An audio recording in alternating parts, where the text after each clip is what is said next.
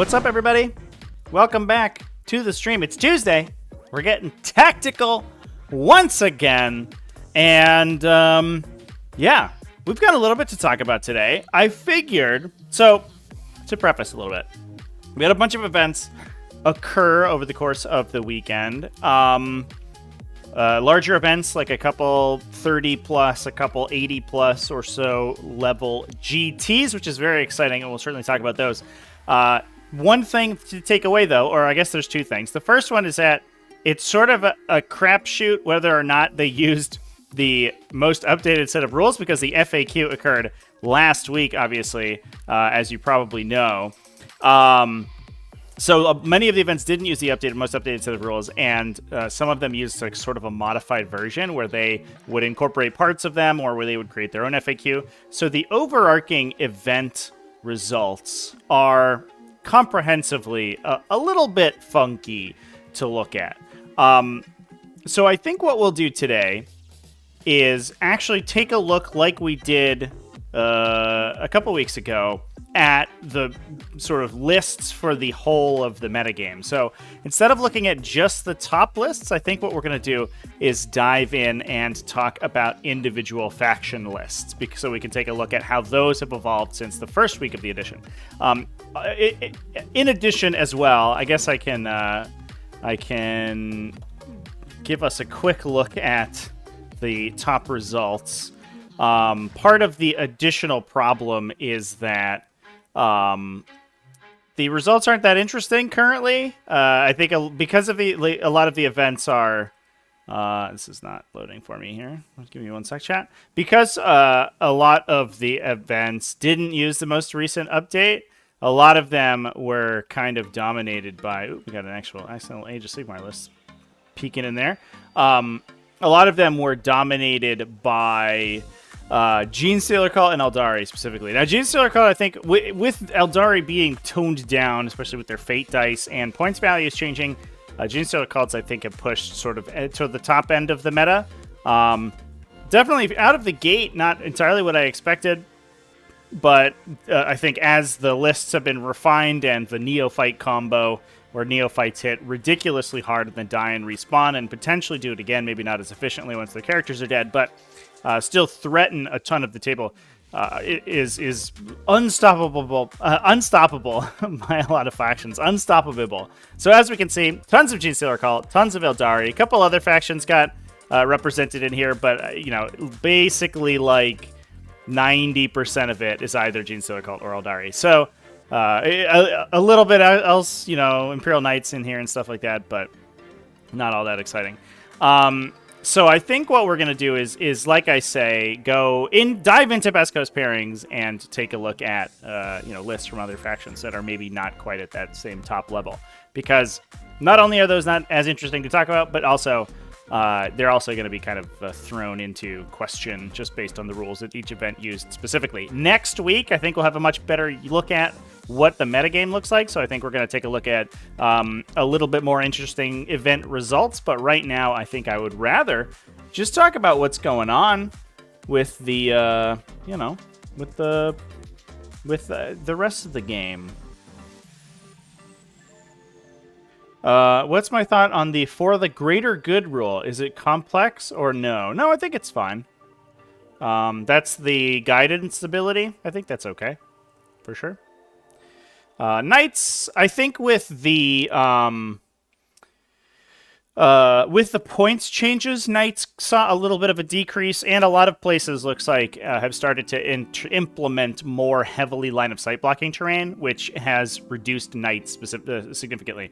I do think Knights are a bit of a stat check, but I think post points increases, assuming that the terrain is good, and really the problem with Knights, in my opinion, isn't that Knights, I think, are overpowered or Knights are too strong, their stats are too high.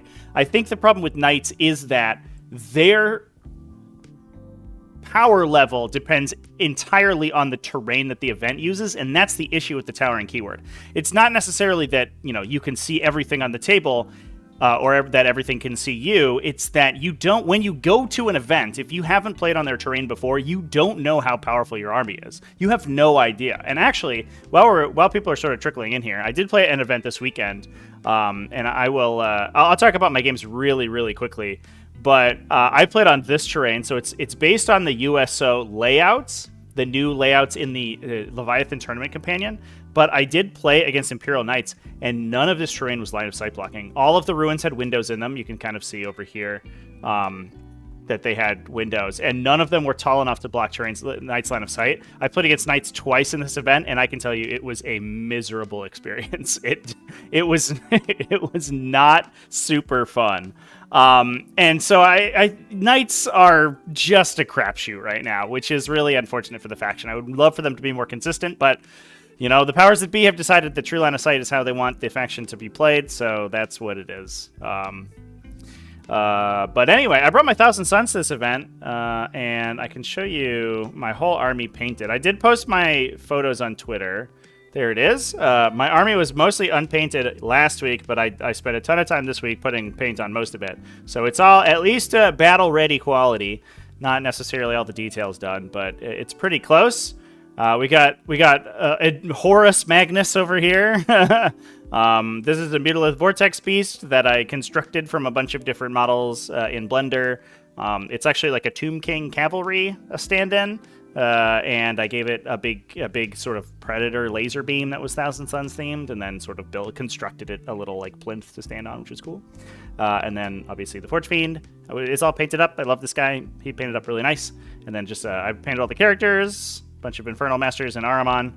Yeah, that's what I played over the weekend. And like I said, I played against Imperial Knights round 1 on this terrain, and it wasn't super duper fun because there's everything could see through everywhere. Basically, the only reason to hide was to hide from Armigers, which, to be fair, are pretty lethal. It's 1,000 Sun stuff, but the big Knights could shoot whatever they wanted. Fortunately for me, my opponent did go first, which is a little bit sad. And we had actually assumed that the ruins were true line of sight blocking here, and the TO informed us that they weren't. And I was going to deploy everything on the line and hope to go first and run my Warp Flamer bricks into these ruins, and then they told us that they wouldn't block line of sight to me. So I was like, well, if it's cool with you, my opponent, and my opponent was very gracious about it. So I was like, can I just strategic reserve them, please? And he was like, yes, that's fine. Otherwise, they'll just die immediately. I had some good, really insanely good dice in round 1, which sort of kept me in the game. My opponent put this Castigator over on this objective on the left, and I shot at it with a bunch of stuff. He had fired into my Rubric squads and my cultists. The cultists all died. The Rubrics... or I think most of the cultists died. One of the Rubric squads died, or 2 Rubric squads died. Yeah, I lost 2 full Rubric squads. Fortunately, Magnus was able to blank the damage onto him. I think only 1 save went through from his Castellan, which is over here, and I blanked it with a command point. So Magnus didn't take any damage. I did lose the Rubric squads. The Infernal Master with the Arcane Vortex survived in one of them, though. And the Castigator moved up. He was able to burn the Castigator for 8 devastating wounds, which was insane. So 8 mortal wounds. It was 4 wounds devastating. And then my other Rubric squads shot at it because it was on the objective. They got wound rerolls. The Soul Reaper cannons triggered a ton more devastating wounds. I rolled like ludicrous numbers of 6s, and then Magnus was able to kill it. So highly unlikely that was happened. It wasn't supposed to happen, really. I was just taking the shots that I could. But the Castigator went down, and that sort of kept me in it for a while. I was able to push up. This is after the first turn. After I destroyed the Castigator, obviously my little Arcane Vortex guy is making a push. My opponent basically stayed super defensively. And fired at me. I think actually ended up failing to kill the Arcane Vortex guy just because Infernal Masters are ridiculously hard to kill. But clipped out this Rubric squad, so I didn't hold this back objective. I was able to retaliate with the Warp Flamer brick on this side to kill the Armiger that was over there. And leave my 1 Infernal Master over here alive. I had basically... The turn after this, I put my second Warp Flamer brick over on that side to hold down that objective. But because my opponent played so defensively, and I drew a good grip of tactical objectives, I was able to sort of keep him in his deployment zone and keep scoring points. Magnus eventually went down to the 2 Knights shooting at him. Here's the Warp Flamer brick just chilling there. They had an Exalted Sorcerer in them, so they're arcane shielded. But eventually, basically, he was able to stomp across the table. He killed me, killed the Forge Fiend, killed the Vortex Beast on the last turn. The Forge Fiend did push out to get engaged in all fronts, which is why it's sort of behind this building. And I ended up having, I think, the Exalted Sorcerer and 1 Rubric Marine that was in the objective over there remaining at the end of the game. And I was able to win on tactical objectives, but largely because I rolled so well on turn 1. So that was not a particularly exciting experience. I played against Space Marines round 2, Ultramarines with Desolators. And they were able to do a ton of damage, obviously, with the Desolation Squad. That squad going up in points is a huge blow to Space Marines, but that squad is nuts damage. It is so insane. At one point, it had blown up, I think, 2 Rubric units on one turn, and then Magnus came out to destroy a Redemptor. My opponent had pushed his Redemptors out with Devastator Doctrine over here to fire at my Rubric Marines that were moving up. I brought in a Warplamer Brick and killed one of them with Twist of Fate. I used Ahriman's free Twist of Fate to kill, unarmor save another one and kill that one as well. And then the Devastators, or the Desolation Squad, excuse me, moved out onto this objective and shot Magnus with 9 missile launchers and wounded him 10 times. Because, you pay the CP for adaptive strategy. And then, to go into Devastator Doctrine, which gives you exploding 5s on Bolter Discipline. So all of your attacks explode on 5s with full rerolls from Oaths of Bowment. So you just fish for 5 ups. You usually get 30 or 40% more hit. You double most of your hits, I guess, is the operative term. And then you get full rerolls to win. So Magnus just vaporized in one shot, basically. But because my opponent was pushed so far into the corner here, he wasn't really able to come out. This one's sideways, unfortunately. And I was basically able to dominate the primary on these 3 objectives for the entire game. This is the mission that removes the objective in the center. So most of my army died, but fortunately, we again did the thing where we held all the objectives for a while, and my opponent was kind of too slow to get on there. And then final round, I played against Knights again. Fortunately, he was a little bit more melee oriented, so the fact that the walls weren't really true line of sight blocking. These actually didn't have windows in them. So again, the Towering Keyword is exactly as powerful as the terrain allows it to be. And so some of the ruins in this particular layout didn't have windows, which meant the Towering Keyword is a lot less powerful. So I was able to actually hide Rubric squads in turn 1. I got these ones shut up on the first turn. The Cultist scout moved to prevent the Knight Lancer from getting through here just because of their engagement range. He couldn't complete his move there. He had to sort of jump back to the edge of this dude's engagement. So he wasn't able to get a good charge. Blew up all the Cultists, blew up a bunch of Rubric Marines on the first turn. I went second again. I did kill the Cerastus Knight Lancer on the swing back. Is that true? I'm not entirely sure that that's what happened. Anyway, he killed a bunch of stuff. The Lancer pushed up this way. Magnus ended up shooting it to death. He had another Armiger Warglaive that pushed around and I think killed most of a Rubric squad over here, and then Magnus charged that and killed it. But generally speaking, we killed 1 big knight a turn, so the Lancer turned 2, I think, and then the Atropos over here turned 3. He was left with the Crusader and a couple Armiger Helvrins, and Magnus sort of started to run the table. He had Laylo the Tyrant, but he didn't end up really targeting Magnus. I think because his guns didn't really line up well with Magnus's defensive profile. Most of his guns were from the Crusader, which is all sort of low damage, mid AP, and Magnus being a high save in cover with damage reduction means that the Crusader guns don't really hurt him that much. So that was pretty good. Magnus sort of ran the table. At the end of the game, this is another bloody one. I had one of my Warflamer bricks come in over here to kill the knight in the middle, and then another one popped in the back here just to start pressuring the Crusader, and the Crusader moved up. This was the ritual, so we were respawning objectives around the place. The Crusader moved up to hold an objective, and that squad was able to survive just barely and capture enemy outpost on the last turn. Over there. But at the end of that game, I had a couple Warp Flamer Rubrics alive, and then I think I had somehow all 3 of my Infernal Masters survived because they're basically impossible to kill. But both of my heavies got killed almost immediately. The Forge Fiend and the Meatless Vortex Beast were dead by turn 2. All my standard Rubrics died, and I basically just had Magnus and like 3 characters left at the end of that game. So another bloody one, and you certainly don't stand on the table very long against Imperial Knights. And I think if my opponents had, more of the sort of more classic Imperial Knights, so like more Castigators, maybe even the Acastus Knights, although they're extremely expensive now, so maybe not. I'm not entirely sure if they're really that playable. Then I don't really think I stand a chance in these matchups because I think I just get shot off the table. But because the shooting in at least this matchup was kind of light, and my opponent didn't roll very well on my first game with his Castellan, I was able to kind of get through it. But if any of those variables change at all, I think I just get wiped off the table almost immediately because, again, I don't have any line of sight blocking here. I can't really hide. So, pretty silly. But that put me 3-0. So 2 tournaments down, 2 3-0 finishes with the Thousand Suns right now. They're very fun to play. I do appreciate them a lot. And I think I'm going to play them again this weekend, and then I might move on to Tyranids or something else for a little while and just see how that goes. But I am registered for an RTT this weekend. It's a pretty sweaty crowd getting some GT practice in, so we might run into some tough lists there, but I'm excited to see how it goes. Anyway, chat, that was my weekend of Warhamster. Should we talk about some lists? Any Canis Rex? No Canis Rexes in these lists, chat. Which is a little bit weird. Again, that's another thing that you kind of expect to see. Although he's very expensive now, so again, a lot of the swaps that Imperial Knights had to go through in order to retain their model count with the new points values is they had to cut the fat, and the upgrade to Canis Rex is so expensive that you kind of have to cut him.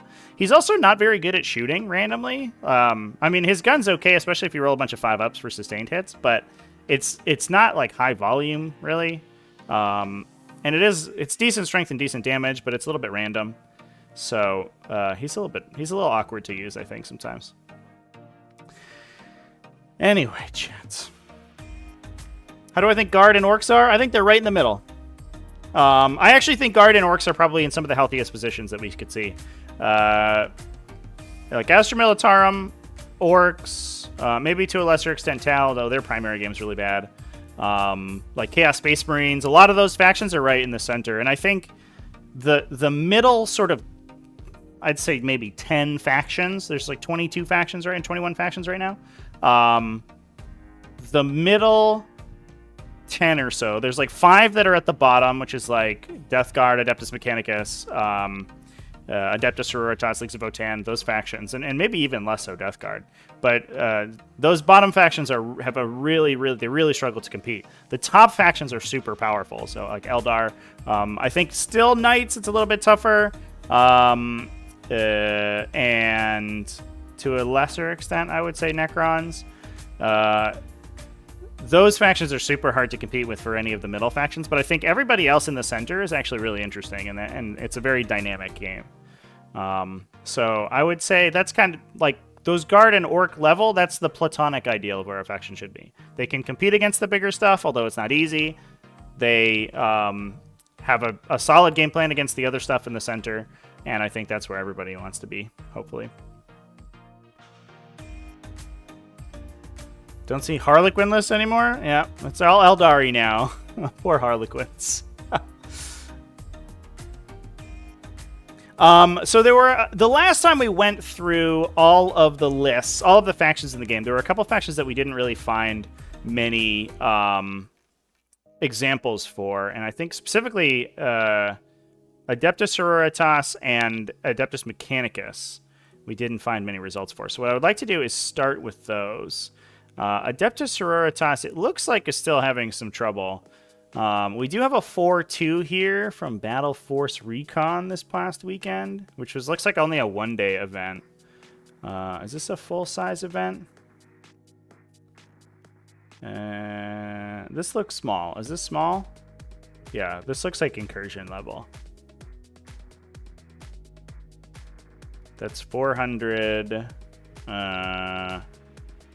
Like 6, 7, 8. Yeah, that's like 1,200 maybe. So that, just kidding. So yeah, well, Adeptus Sororitas, I'm sorry. We're continuing to have trouble finding finding good lists for you.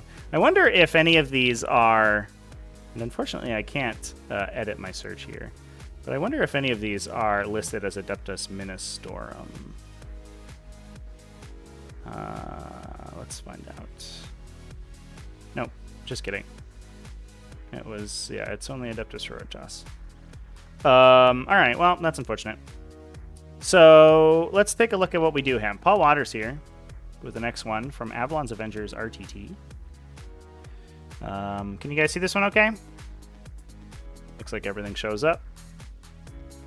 So running a Canoness with the Mantle, a Hospitaller with Litanies of Faith, plus Morvenval and a Palatine with the damage buff, the Blade of St. Eleanor. And I know some people, I saw some comments about this weapon when the Adeptus Sororitas first got revealed. If you have like infinite, I mean, if you get extremely lucky, the Palatine, because she deals mortal wounds in addition to normal damage, can actually do sort of insane damage, potentially, if she uses her ability to turn on mortal wounds.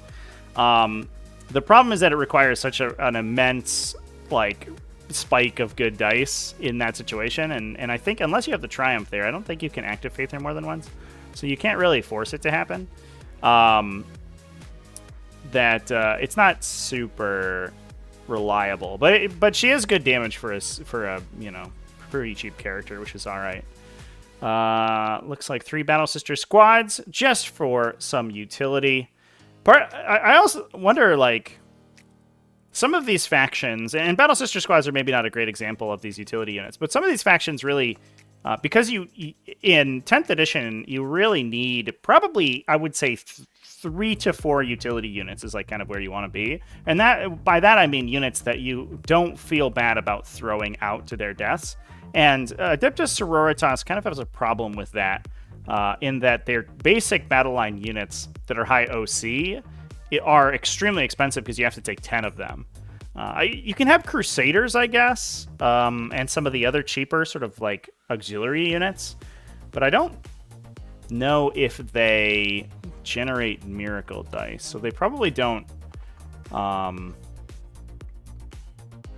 synergize quite as well with the faction ability, and it's a little bit tougher to stomach them. I do think that Sisters being able to take so many deep strikers like Zephyrim and Seraphim is actually a strength of the faction.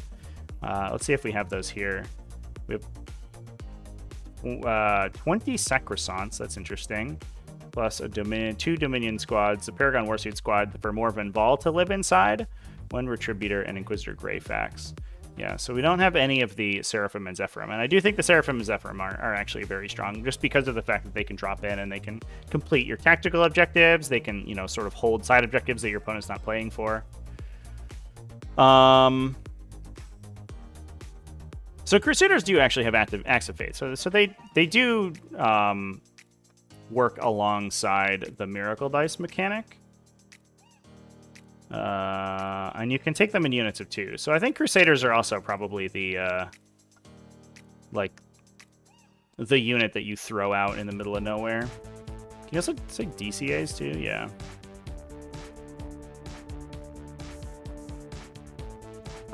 So you can potentially have like between 6 and 12 individual units that sort of spawn you miracle dice, and you can throw away to score objectives. And I think that is, you know, pretty decent for Adeptus Sororitas.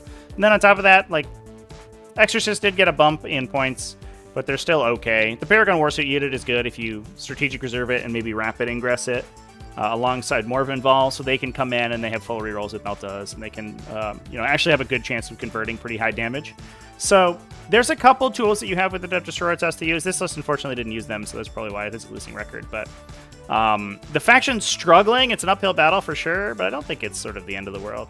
I also think that you probably are looking at Imperial Knight allies as well for a Sororitas, just to give yourself the chance to crack armor. Because right now they have so much trouble like killing an opposing knight that they really suffer. And so I've seen lists with Castellans, I've seen lists with Valiants. I think I've seen lists with Acastus Porphyrians as well, just to give them an opportunity to kill enemy Titanic units, which they really can't do without that.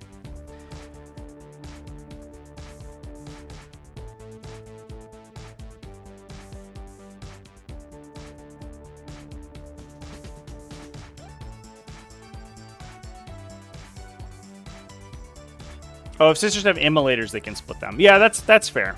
That's a good call out, chat. And I believe that this list does have an immolator, yeah. So it can split to 2 units of 5. That said, the immolator, it's 130 points for a kind of low output vehicle. So it's not, you don't really want to have to take them. So that's a little bit sad. You know, then you're basically paying, instead of 110 points for 1 unit, you're paying 240 points for 3 units, which is better, but it's still not a good trade. Having the rhinos is solid though on the first turn, just given the fact that you can then sort of force out your forward deploy and stuff, or not your forward deploy, your utility units on turn 1. I think one important part of list building is to be able to couch yourself for turn 1 aggressive secondary draws. So if you draw like defend no man's land or secure no man's land, extend the battle lines, like deploy teleport homers, any of those on turn 1, or even cleanse on turn 1 out of the tactical objectives deck, you need a unit that's fast enough to be able to get to that midboard and actually complete those actions. And on most deployments, having a 3-inch disembark plus a 6-inch move is like enough to get you there. I believe that's the case if you deploy the transport on the line. I don't think that quite works for. Oh no, it should work for any deployment actually, because the most distance that you have between the two deployment zones is 24 inches. So you are 12 to the center of the front objective, which means it's 3.7 from your deployment zone, or from the center to the edge of the objective. So you're about 8 and a few inches away. So you should be within about half an inch of grabbing the objective from your deployment zone with a 9-inch move on the first turn. So either you do it with a jump pack unit like Seraphim or Zephyrim, or you disembark from a transport and do it. So you're probably still like taking 1 Rhino in that situation. As a Tyranid player, does Shadow in the Warp ignore Insane Breviary? Yes. Tyranids they're kind of, I would say, within that discussion about like Astra Militarum and Orks and those factions that are in the middle, Tyranids are right in there with them, I think.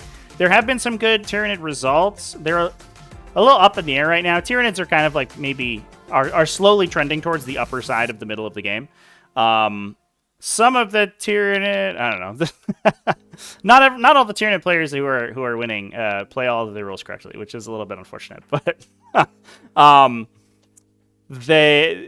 Shadow in the Warp does ignore Insane Bravery. Insane Bravery only triggers for Battle Shock tests that you take during the Battle Shock step of your command phase. And Shadow in the Warp, because it happens generically during the command phase, happens in the command phase step. So it happens before you take your normal Battle Shocks. And that normal Battle Shock step of the phase is the only time you can use Insane Bravery. So any other time you get Force Insane Bravery, besides the one that you take from suffering casualties, any other time you cannot use Insane Bravery. So when you get suppressed by something, so like a Screamer Killer or a Pyroblaster unit shoots you, you can't Insane Bravery that one.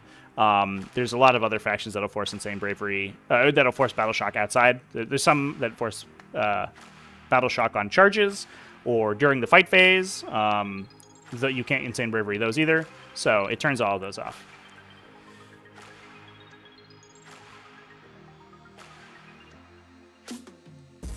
Do I think Custodes need a nerf? I don't know.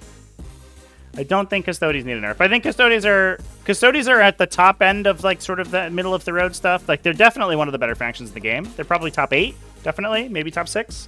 But they're not. I only think, in my opinion, that the top like maybe 2 or 3 factions need to get like severely nerfed.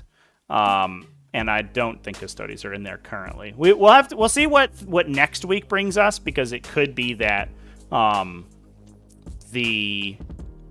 once events start rolling over to the more updated rules, that we see like these top couple factions drop down, and Custodes being at that sort of like A level, not necessarily S, push themselves up, but I'm not sure yet. Does that mean you can make the opponent take a shadow test, they can fail, and then have to take a normal test and pass? No, you can't be battle shocked twice. Once you're battle shocked, you're battle shocked. So they don't even have to take the normal test if they've already failed due to Shadow in the Warp. It wouldn't do anything if they took a normal one. They would still be battle shocked until the next command phase. Maybe I'll have to do a video on Battle Shock. Chat. It sounds like there's a lot of questions on Battle Shock. Did I already do that? No, I already made that video. Get out of here. Go watch my video on Battle Shock.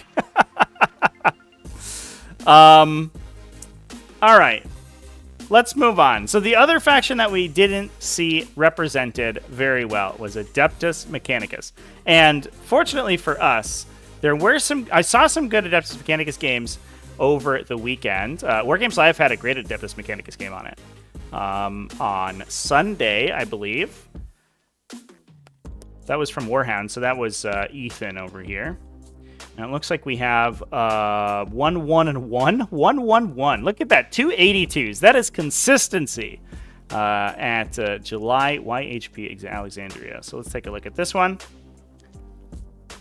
So we have a Dominus and double Manipulus. 3 units of, one unit of Skitarii Rangers, 2 units of Skitarii Vanguard, a Cataphron Breacher unit. So the Breachers, the heavy arc rifle Breachers, have kind of like have really sort of cemented themselves as kind of the mainstay of this faction, largely just because they have anti-vehicle. So they're anti-vehicle for 3 damage guns, which is solid. They get hit rerolls when they're next to a battle line unit, because battle line matters for the faction. And with their reactive fire, they can potentially be firing twice per battle round. So the Cataphron Breachers are sort of legitimately good. They are extremely expensive. 50 points per model is huge, but they do massive damage, especially if they're up against the opposing vehicle armies. And especially if those vehicle armies are not necessarily super duper tough. That's very good. 3 individual Sidonian Dragoons. I actually love this. Again, it's a 75-point single model unit. It's a vehicle, and they're not particularly easy to kill. But those are sort of like, they're a decent counterpunch because their melee is pretty good. And they're fast enough to be able to use to perform your sort of utility tasks. So I like that. Let's grab their data sheet real quick here.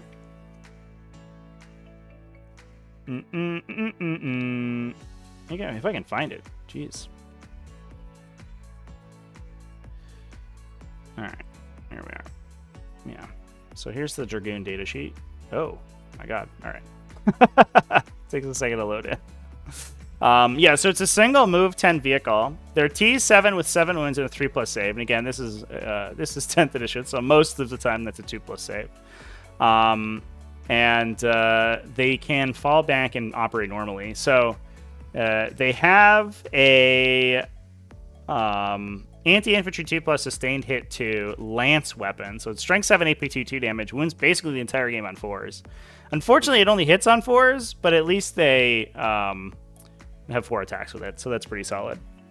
It's a little bit weird that they don't have extra attacks with the Iron Strider itself. So if they wanted to, they could roll less attacks at lower strength, so they can potentially choose not to kill you if they don't want to. But being 75 points a model and movement 10 is pretty solid. Just being able to go and like sort of retrieve or investigate signals, deploy teleport homers, again, like move up with that, all those tactical secondaries that are important is pretty solid. They have then a bunch of unit of Sicarian infiltrators, 3 individual Iron Strider ballast artillery with las cannons. I think those guys are kind of an auto include. They have a good a range profile for 50 points a model, which is solid. It's a little difficult to hit with. They're ballistic skill 4 twin linked, so once they hit, they have a pretty good chance to wound because they can wound with their weapon. But the hitting part is tough. But again, individual model units is solid. 2 units of Traxxas Sterealizers, just again super duper fast jump infantry plus an Archaeopter Transvector. Kyria Draxus and 2 Scorpius Dune Riders, which I believe can hold the Taraxi, if I remember correctly. So you actually get, let's take a look at the Dune Rider.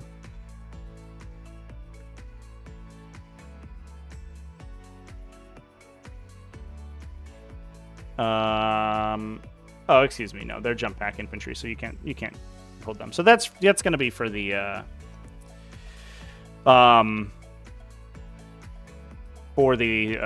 Skitarii instead. But the Traxxas Sterilizers are over here. They can suppress on a 4+. When they shoot, and they get a bonus to the suppression roll if they're near battle line units. Again, battle line matters. The Skystalkers are actually interesting. They have a Fire and Fate ability, but I imagine that they're extremely expensive.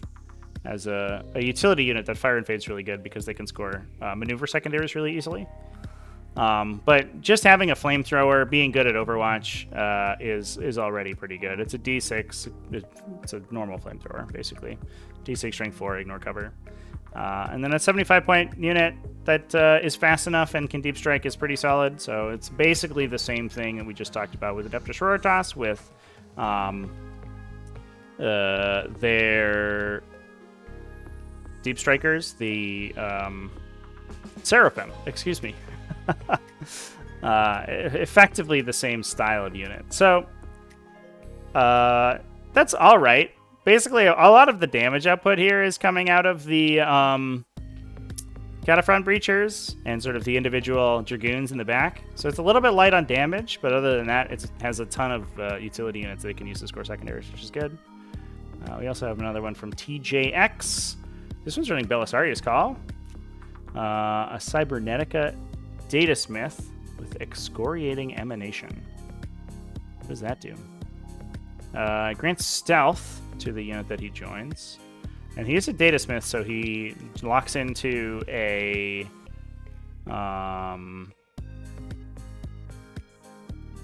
Cataphron? Or a Castellan unit? Oh, wow, yeah. 2 Castellan robots.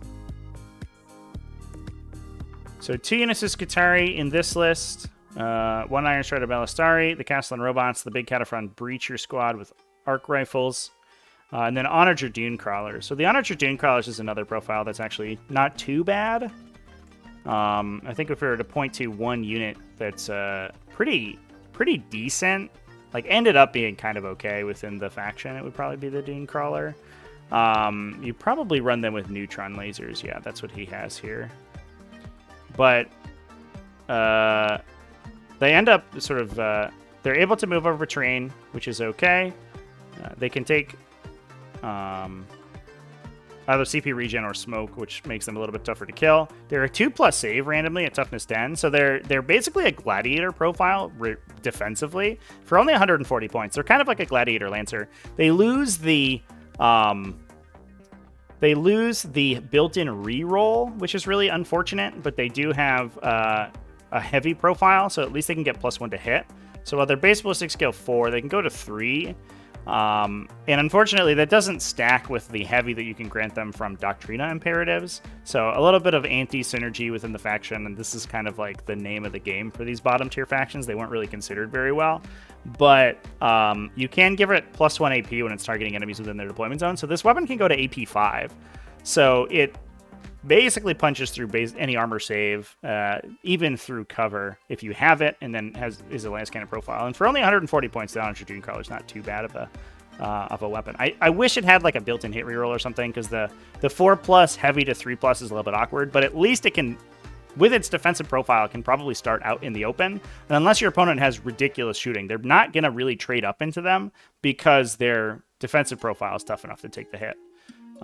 Which is also good because they're huge, so they have a little bit of trouble moving around terrain. So this Dune Crawler ability is kind of necessary. So good stuff. Good old Onager Dune Crawlers. It is like kind of nice to see them back on the table, because they've always been this like weird profile where they're really big, but are kind of cheap and a little bit and kind of efficient. But it doesn't really make sense with the physical size of the unit. I don't know. They always felt like a little incongruous to me, but I don't know.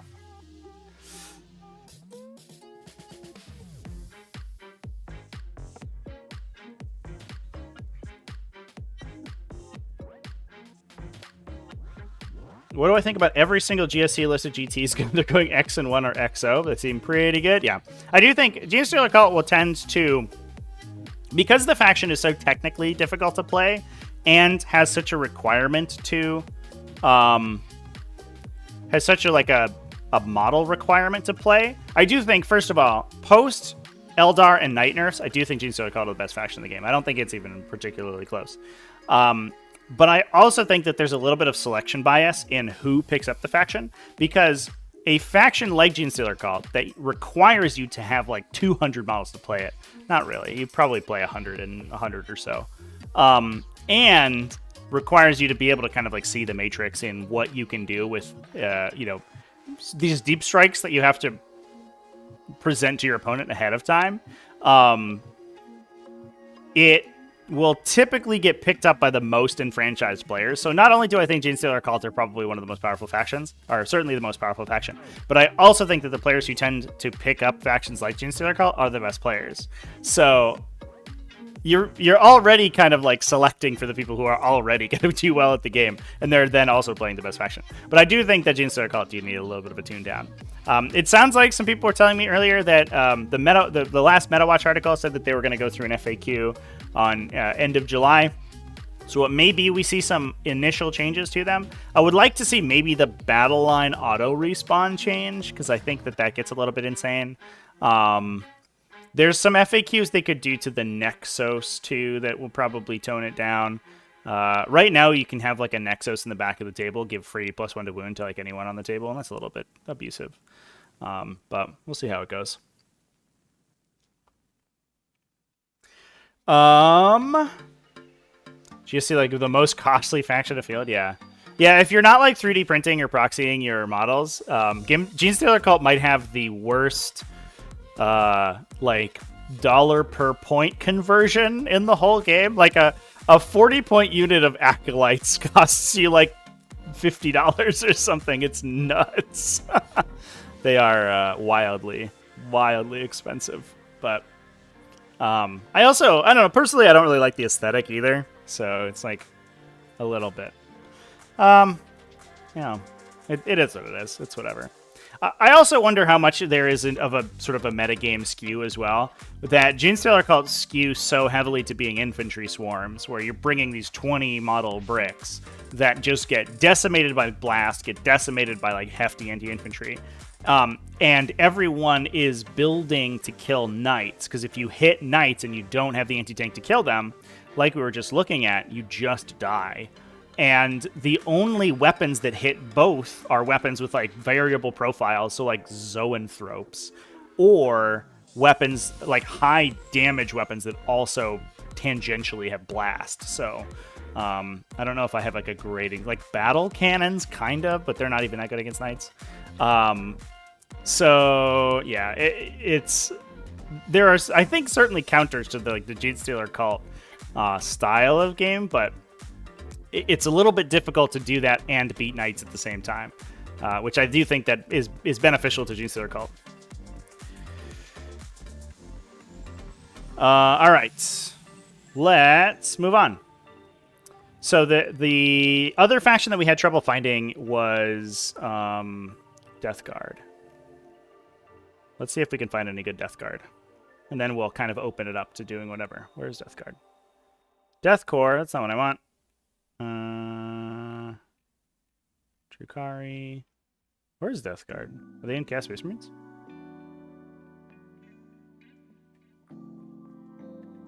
Oh, there they are. They're in under Dark Angels? Okay.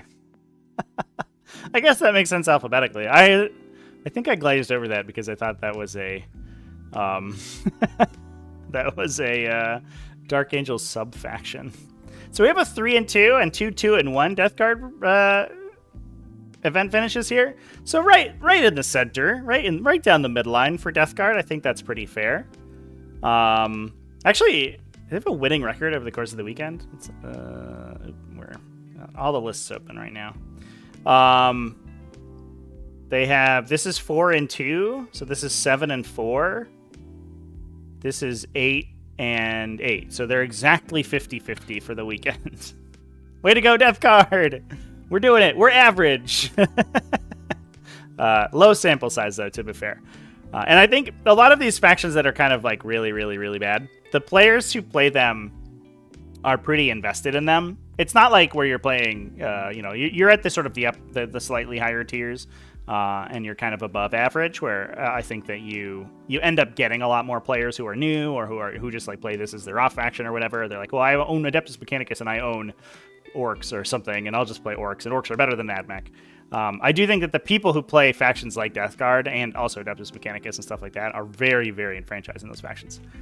Not to the level of Genestealer Cult, where you're probably just very good at 40k in general, but I do think that people are very good at factions like Death Guard. They love their Death Guard. So we got Mortarion. We do have Typhus. One big old unit of Blight Lord Terminators. This is 1 champion, 9 Terminators, so it's a big unit of 10, 6 total combi weapons, 2 Reaper autocannons, 2 flails. And those are combi weapons, not combi bolters. So those are anti-infantry 4+, and all that stuff. 1 unit of Death Guard cultists. Sad part about the Death Guard cultists, and I don't know. I feel bad for them, but they are cheaper than the other cultists from the different Chaos sub-factions. But they're also the only cultists that don't have a special ability baked in. Whereas most other cultists for other Chaos factions have their own unique ability. Death Guard cultists are just Death Guard cultists. And I think that's because they have... they get the detachment ability, so the locking objectives, and they get gifted Nurgle, so they have other utility from the army rules. But... whereas like benefiting from Dark Pacts isn't that helpful for you if you are in Chaos Space Marines or something, and they don't get Kabbalistic rituals, for example. So they don't necessarily have any synergy within the other factions, but it is a little bit sad. I wish they had like a Feel No Pain or something just to make up for that. And then we're building to blow up tanks. So 1 Destructor with a bunch of las cannons. It's a autocannon, 2 las cannons, 3 Plague Burst Crawlers, 20 Poxwalkers to go with Typhus, and 2 Beasts of Nurgle as allied units. So Beasts of Nurgle got the old spawn rule. I believe that's the case, where if you attack them and don't kill them, they heal. It might be that they... it's at the end of the phase. Ooh, can't find their data sheet. It is at the end of each phase. So it's the same roll that they had previously. So it's not quite as powerful as the spawn roll. But they're a T9 7 wound model with an invulnerable save. So they're like incredibly strong backline objective holders. They just chill in the back, and if you undercommit to them, they heal back to full. So you have to try it again next turn. And they're like, as difficult to kill as a medium vehicle, right? T9 is out of the range of anti-infantry weapons to kill them, so you have to dedicate like autocannons or something more powerful to them. And then again, if they just spike their invulnerable saves, you don't kill them and they don't die, and they hold down the objective forever. So love a good Beast of Nurgle. I've also seen Poxwalkers get taken in that slot as well, just as a unit that will sit on an objective for a really long time and basically refuse to die. They can also, that gives them access to Deep Strike, so they can keep those units in Deep Strike, and they can Deep Strike them to complete secondary objectives as well for 75 points a model. That's really around the point where you're like okay with sending a disposable unit away. So yeah, they seem like great utility for the army, honestly. And then yeah, just a ton of guns. I kind of like the Predator Destructor. It's a little bit, it's low damage, but high volume compared to the Annihilator. But because you're reducing everyone's toughness, the actual Destructor ability kind of helps. And we do have a Lord of Virulence. Does it happen to blast? I don't think it does, right? Oh, excuse me. I'm in the... There's no Predator Destructor within the Demons Index chat. Just so we're on the same page, I did find that out just now.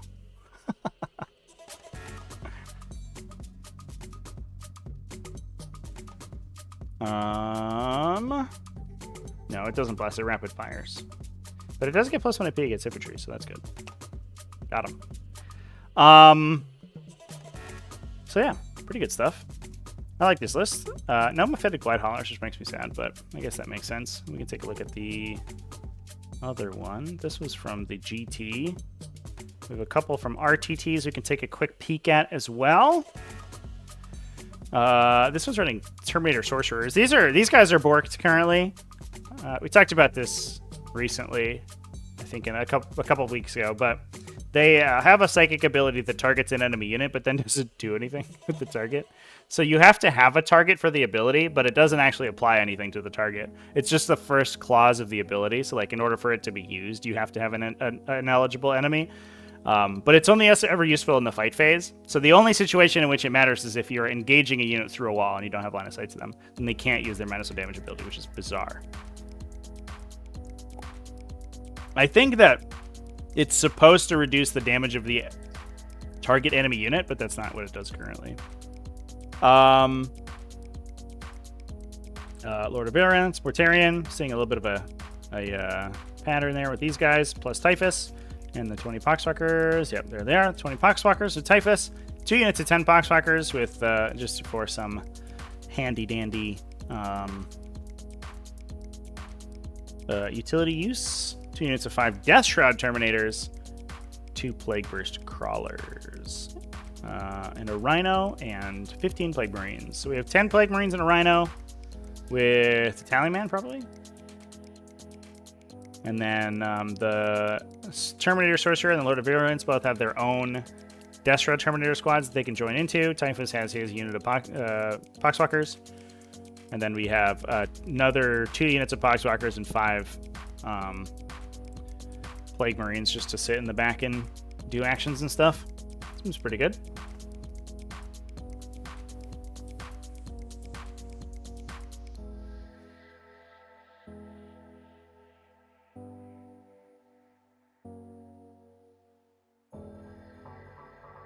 Death Guard Cultists have Scout 6. Thousand Suns Cultists also have Scout 6. Do the Chaos Space Marine Cultists not have Scout? Oops.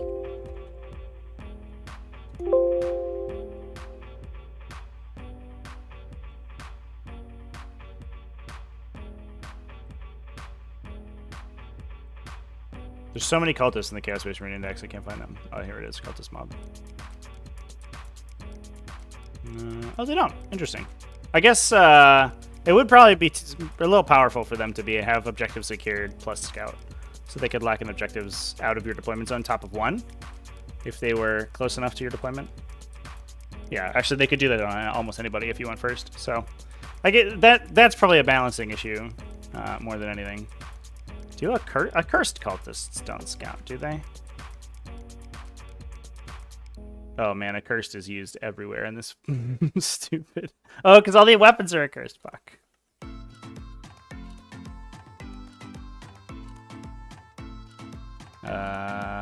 No, they just have a feel no pain. They do regenerate though. All right, fair enough. So, 6-inch Scout for Death Guard Cultists is actually amazing though, because they do have objectives secured in the 6-inch Scout. So I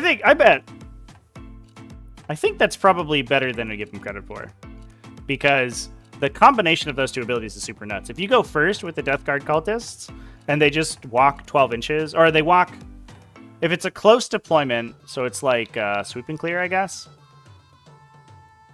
I believe that they can, if they deploy on the line, they are. Oh no, yeah, if it's 9 inches to the center of the table from your deployment zone on sweep and clear. That's the corner objectives where your deployment zones are like this.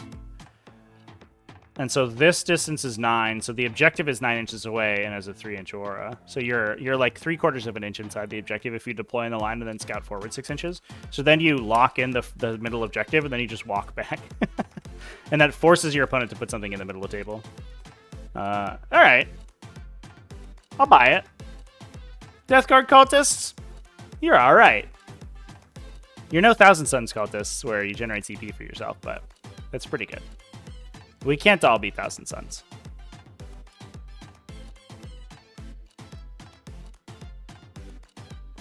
Can we pick Nick Nanavati's GSC list? Yeah, if we want to talk about Genestealer Cult real quickly, we can look at that one. It's not very interesting. I mean, it's mostly like normal GSC stuff. The Inscrutable Cunning Biophagus with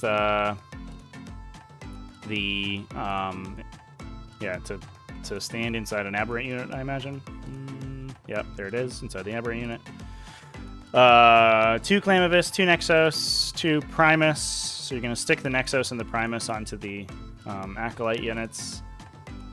1 Reductus Saboteur, which is a little bit low. A lot of times you'd see the Clamavi turn into the additional Reductus Saboteurs, but we're just going for sort of like max body count here. And then 2 Acolyte Hybrid units, 1 of 10 and 1 of 5, plus 80 Neophytes with Seismic Cannons and Flamers. 3 Achilles Ridge Runners with Augers. So they'll grant ignore cover. They themselves have the heavy mortar, so they can shoot to give +1 AP. So if your units are still on the table, you can get +1 AP, ignore cover on them. And then a +1 to wound from the stratagem. And if you deployed on the table that turn, you get sustain 1 as well. And then the aberrants are mostly there to... They're hard enough to kill that they don't really die in 1 round of shooting, generally speaking, just because they're infantry. They're hard to sort of pin down. So they forward deploy in the middle, and then your opponent shoots them a lot. Basically, yeah, this is like sort of the list. I would say the flex that people sometimes have is they flex into less Neophytes and either more Acolytes, or they take the Bike Brick, or they take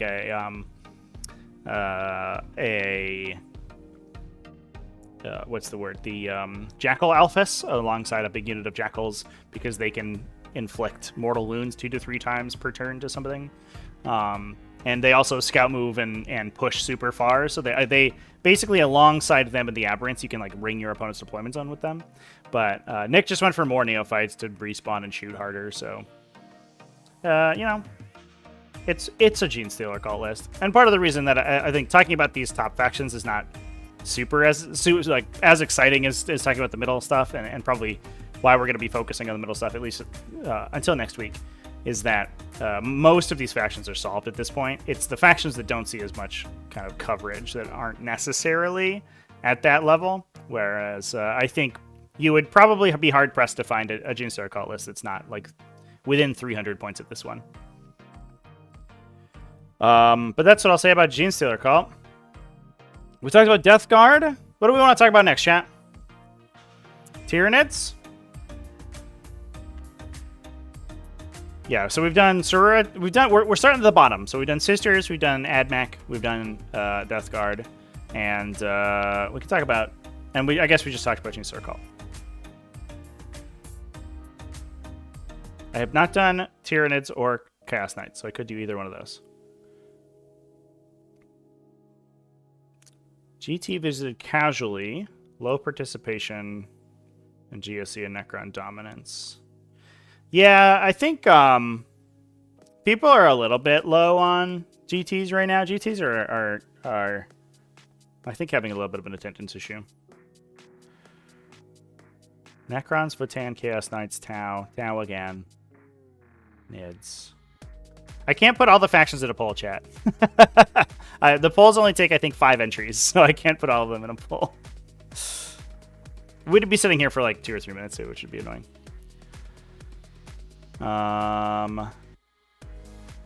More Tyranids, more Tyranids. All right, everybody says Tyranids, so let's dive into Tyranids. Tyranids are weird right now too, because they have a lot of optionality to them.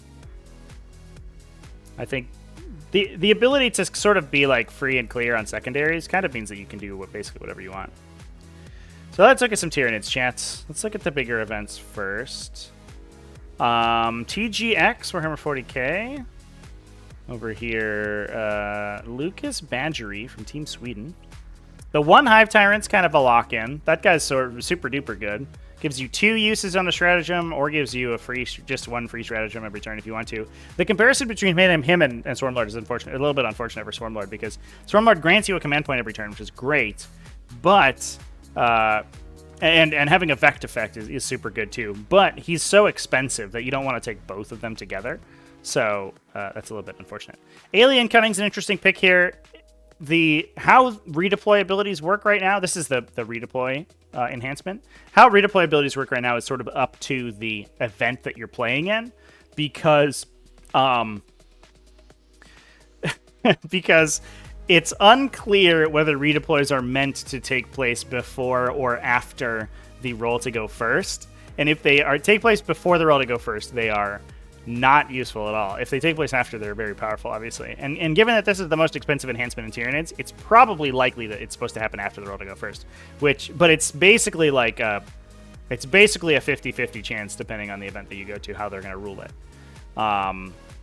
So I imagine that this event ruled that you do it afterwards, which is good for Tyranids, because Tyranids tend to be kind of slow outside their Gaunt units. So we got some Barbagons to slow down infantry. Double Vile Vor. That's all you really need to drop the kids off at the pool and score a bunch of secondaries. Triple Exocrine. Hot diggity damn. Double Haruspex, double Maliceptor, double Tyrannosphex, 2 units of 3 zoanthropes. Look at that. That is a beefy list. I'm interested to play the Maliceptor. I might give Tyranids a little bit of a go this week. I haven't actually put a Maliceptor on the table in 10th edition, but they do broadcast an aura of -1 to wound, -1 to hit, and if you're battle shocked, -1 to wound, which you can sort of affect. You have to affect enemy units with, so they can walk back out of it, but then you're forcing them off objectives. So Maliceptors are kind of a good, like, sort of disruptive unit, because you could put them in a position where your opponent wants to stand, and if they want to stand there, then they take a huge deficit in the amount of damage that they do. Plus, they have a pretty decent gun as well. So, alongside the Exocrines, like, just blowing infantry off the table, they grant the Maliceptors reroll ones to hit, which they also grant to the Zoanthropes too. So we're really just making our front line out of monsters, right? Between 2 Haruspexes, 2 Tyrannofexes, and 2 Maliceptors, these all are good monsters to sit in the middle of the table. And I think a lot of lists don't really have the beef to kill them, which is pretty sweet. So, I like that. That's pretty unique. What else we got? Bunch of RTTs, basically. There was one event, or there was one player. No, I didn't show up here. Maybe he put himself in as a high fleet from the Warhound GT. His games were streamed on War Games Live. Unfortunately, he misplayed a bunch of stuff, which was a little bit sad. He had a really kind of an off-the-wall Tyranid list, and it turns out those are much easier to do when your units are much more effective than they should be. So, oops. We can look at some of the 3-0s here. This is a big RTT, it looks like. Is this one RTT had 7 Tyranid players? What is this event? 40 players and it's 7 of them were Tyranids? What? You're just like a casual, like, what? You're not quite 1 in 5, right? Like 1 out of 6 players is a Tyranid player. Wild. No wonder you went 3-0 twice. You just had most of your players playing Tyranids. You just, law of averages. You got to get there eventually. Oh, it's an incursion event, though. Dang. I bet Tyranids are much better in incursion, to be fair. It's harder to kill a Haruspex in incursion. All right, fair enough. We don't need to look at that one. Any other good results? That's the only great one. We have a 3-2, another 3-0. Take a look at these 3-0s. Ooh, Barb Tyra duels. Let's go. So a Hive Tyrant, no enhancements at all. 1 unit of Gargoyles. I think I'm coming back around on Gargoyles. Just the effectiveness that they have in utility. If you are playing tactical secondaries, if you don't want to pay 65 points a model for Biobores now that they're more expensive, then you can play tactical secondaries, and Gargoyles are extremely good at those. They're also just good for like disrupting objectives because they are so fast. So they can move 12, advance, shoot, move 6 again. So they can move 18 plus d6 inches, which is farther than you can get with Hormagaunts. Or not quite. It's similar to what you can get with Hormagaunts, because Hormagaunts advance and charge and have a similar base movement. They move 10. Some Barb Gaunts to slow people down. 2 units or 2 Barb Tyra duels. It's because of big old blast cannons, which is good. They also they're a tough defensive profile. They're TE12 with a 2+ save, so they go to a 1+ save and cover. And they're physically very large, so it's easy to get to cover, or you could just have Venom Thropes next to them also. And then obviously you can give them a 5+ damage ignore as well if they're in Synapse. So they're pretty tanky. I'm not going to say they're super tanky, but they are pretty tanky. If your AP is not super high, they can survive for a really long time, and they have decent shooting.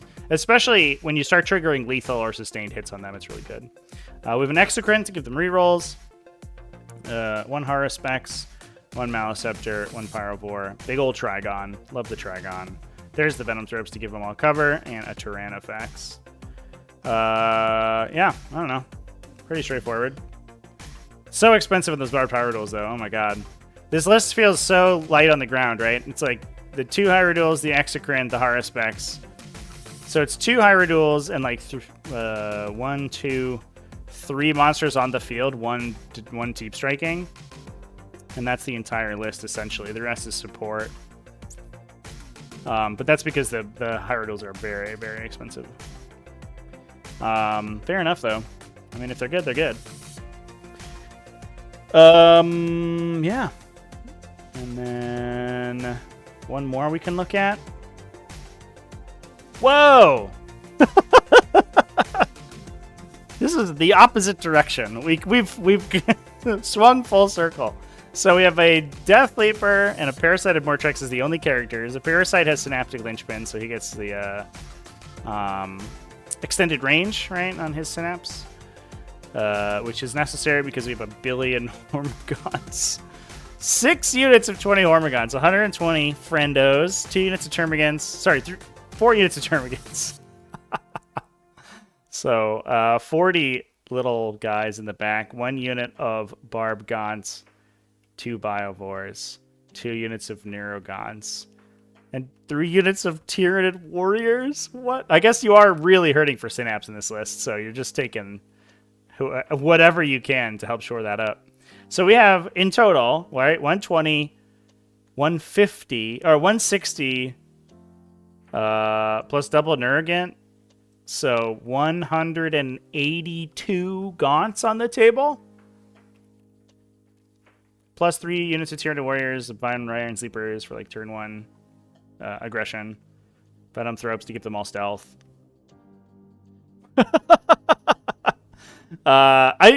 It's like you just don't score primary against this list, right?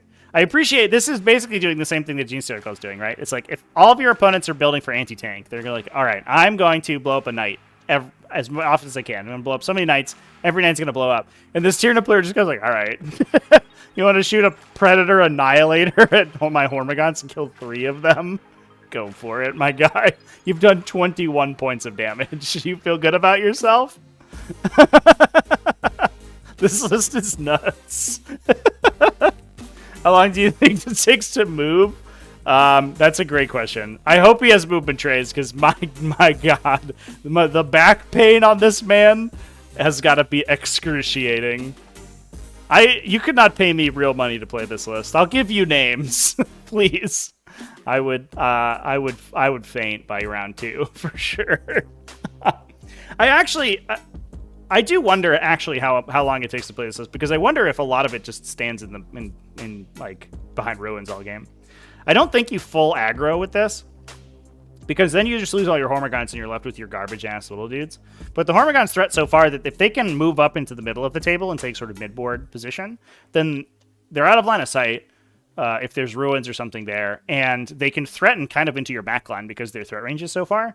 And they don't actually have to kill you. They just have to engage everything to make it difficult to shoot everybody else, and then also take your objectives away every turn.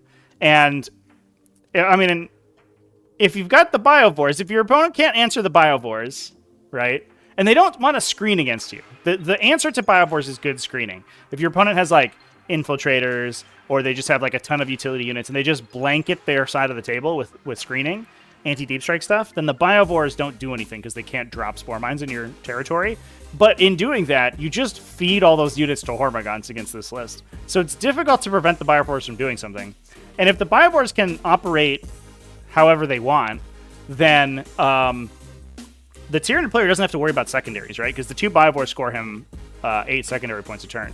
So all you have to do is stop your opponent from scoring as many primary as you, and you automatically win the game. You don't have to kill them.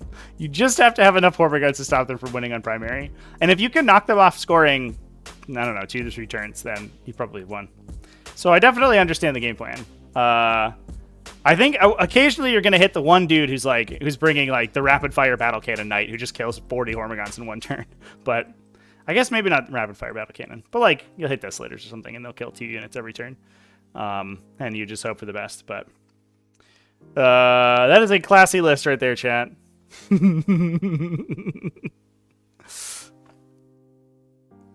Double Neuro Tyrant?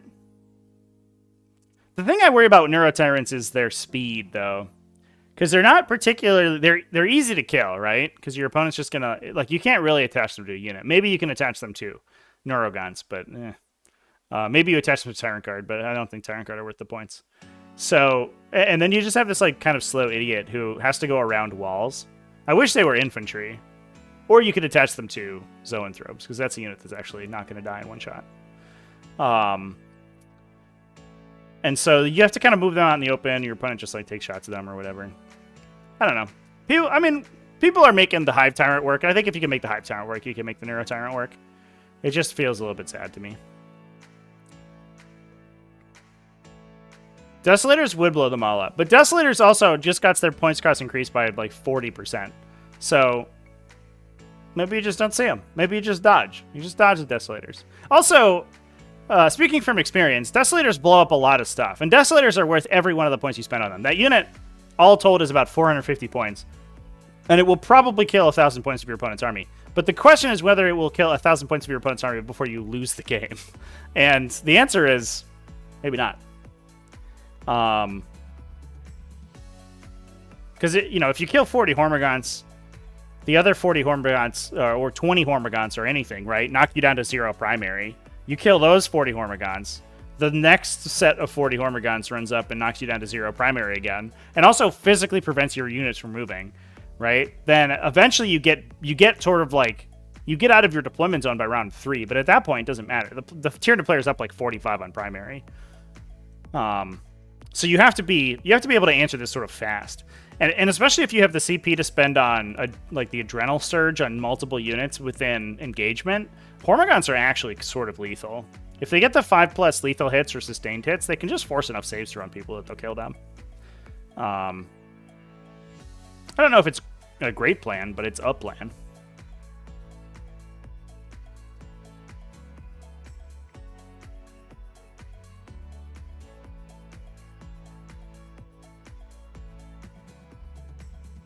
Yeah, it depends on how far you're going with the Hormagaunts, right, chat? Because if the Hormagaunts are like charging across the table, they have to start within 12 of the Neuro Tyrant. So the Neuro Tyrant has to end up sort of at, like, probably edge of your deployment zone. Which is probably not too bad. I guess you're probably right. I think its range at which it provides synapse is long enough that I think you're fine. It also... Neuro Tyrant unironically feels really good late game just because its Flamethrower is awesome. Like, that thing will just battle utility units all day and just kill them. You know, you can throw as many deep striking assault marine squads at a Neuro Tyrant as you want, and it will kill all of them. All right, that's it for Tyranids, chat. What was the next on our little unofficial poll here? We got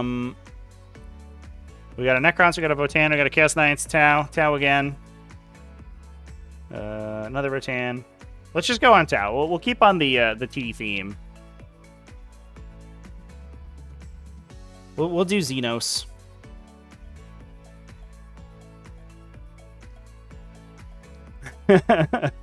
A plan is better than no plan. Not wrong. Ooh. Let's go find some factions.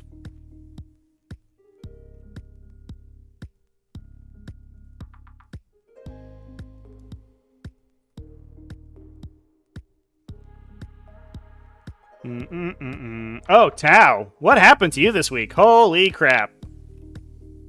Whoa.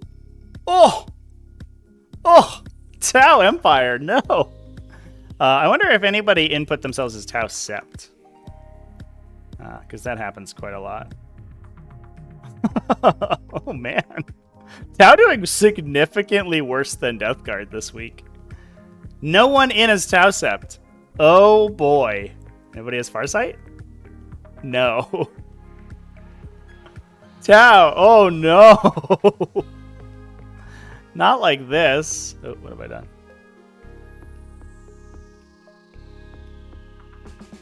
Is there another option? No, that's the only one. Well, I know this isn't everybody. The event I played in had a Tau list that I think went 2-1.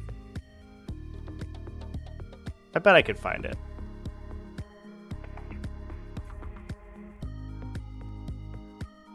Wonder what? Where'd they go? What am I missing? Yeah.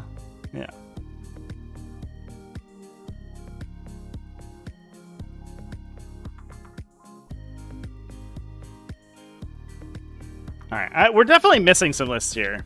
So here, this is the list for the event that I played in. This is Sam O'Brien, who's like a local player who's extremely good, who played Tau and lost to Orks. They just like got bodied on primary, but there are other games that went probably pretty smoothly. It looks like. So I don't know why this isn't showing up here. I don't. My date settings are correct. I think we're just running into maybe some glitchy West Coast pairings chicanery. Give it one more go. See if it'll show up. But we can talk about this list at very least. And I wonder if that is what's happening with Sororitas and Death Guard too. Because we should be seeing more results here that we're not. Sad times, but unfortunately that's all I can do. Unless I want to go through every single list that has ever been played in Warhammer 40k, and then maybe we can find some. Do drops not show up? No, they should. Yeah, I don't... I'm gonna... I'll get in touch with the BCP team after the stream, and I'll ask them about the search function. I wonder if it's like maybe it shows up on the phone. Whatever. I'm not gonna dive into it right now and waste time on stream. It could be maybe like a difference between the phone and the integration between the iOS and browser app. I don't know. But we'll talk about this one because this one went 2-1, so that's good. So we have Shady Lady, Commander Shadowsun. One Cold Star Commander, one Crisis Commander. I think this is Battlesuit heavy, so we're kind of all in. With a big broadside Battlesuit team. Rail Rifles, Seeker Missiles, Shield Drone, Weapon Support Systems. One Crisis Battlesuit team. So it is 6 Crisis Battlesuits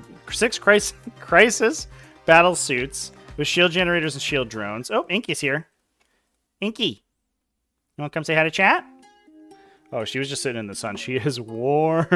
Oh my god. Come here. I could bake a pizza on your back right now, cat. Oh!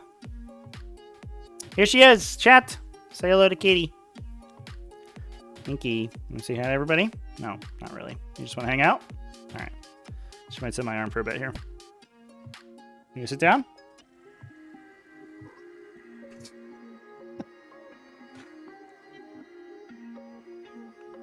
All right.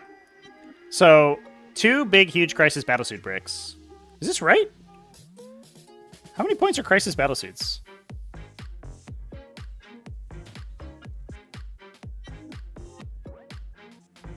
She just turned my audio down, chat.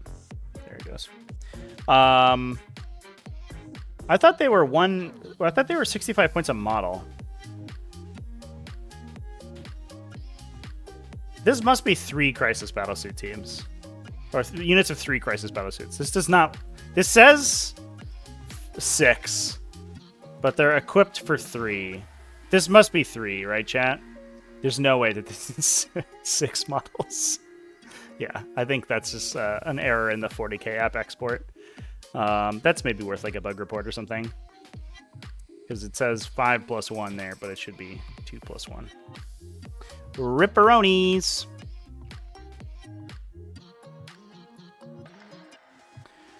How many points is it to field this unit? This unit being this cat? Like, she actually, you don't pay points to take the cat, you pay treats. Yeah, is the currency of choice. So, okay, units of 3 Crisis Battlesuits, which makes more sense. I do think the Crisis Battlesuits I kind of like Commander Farsight in Crisis Battlesuit teams. The thing I'm a little bit worried about is they have enormously high volume, right? Because they take 9 cyclic ion blasters, so they shoot 27 times with potential Tesla. So they'll shoot 27, they'll hit 27. But then you get to the wound roll, and most of the time they're wounding things on 5s. So they're 5s at AP2, so they probably convert 9. You save half on most saves. If you're a 2+ save, like in cover, they may marker light around the cover. So if you're a 2+ save, then they'll still convert about 10 damage. But, that's assuming the perfect situation. And you can certainly sort of like get diced out. I kind of like the idea of Farsight in these units, but Farsight himself is a little bit sad. I guess the commanders also contribute ion blasters as well. So you are shooting a total of like 36, I guess. So yeah, that's a solid output. The Go Scale Battlesuits are good for backline holding. Their damage output is like basically sort of non-existent. It's like worse than a regular. It's like similar to a regular battlesuit basically, because they just fire Ion Raker shots, which are a longer range, but basically a similar profile to the Iron Blaster. But they have the 2 stealth drones that you can pop for auto 0 damage. You can Helix Gauntlet them basically, and they also have lone operatives, so they can't be shot. And even when they can be shot, they're difficult to kill because they're high toughness, high save, with auto passed saves. Crude Hounds, they're scout beasts, so they could just push secondary super easily. Piranhas for the same reason, and then some stealth battlesuits. So the stealth battlesuits do help out the crisis teams a little bit because they give rerolls to wound when they guide for you. Rerolls of 1 to be fair, and then the Tetras can give you reroll hits, so you can try to force through the Tesla. So yeah, I don't know. I do think that Tau utility units are probably some of the best in the game because we talked about it a lot when we talked about Adeptus Mechanicus and Adepta Sororitas, but these Crude Hounds are nuts. They're like basically those Chaos Cultist units, but they cost 30 points instead of 60. The stealth battlesuits are all like, they're forward deployers. They can deep strike. They're mostly going to be guiding for you, but they can also go do their own thing and complete your secondaries. You have a ton of individual super fast vehicles between the Piranhas and the Tetras. And then you have Vespid Stingwings, which again are fast infantry that also deep strike. So the one downside of this list is that it doesn't really hold up on primary very well, but the damage output's solid, if a little bit dicey, and the I guess the benefit of it is that it's flexible, right? So that these units can shoot infantry, like they're high volume enough they can shoot infantry. They're high strength enough that they can damage vehicles, but you have to roll 5s basically. If you're good at rolling 5s, that unit's going to be amazing. But the problem is that the Crisis Battlesuit team tends to bleed themselves dry really quickly because you overcharge the Ion Blasters and then you roll a million hazardous checks for them. So the unit basically blows itself up. It's like a one-shot wonder. It'll mostly die by the time that it goes to shoot. And the broadside battlesuits aren't really a frontline unit. They're super tough. There are a billion wounds in a 2+ save, but they once they get stuck in melee, they're kind of a little bit sad.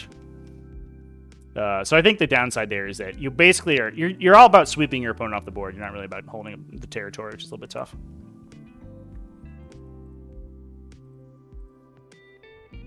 Yeah, I just mean the hounds are good for tacticals. Is what I mean, chat. Because if you have, I guess they can't score like secure no man's land, but they can do cleanse, they can do investigate signals, they can do deploy teleport armors, and all of those are really, really good for those units. Plus, they screen really well. I don't know, just seems solid.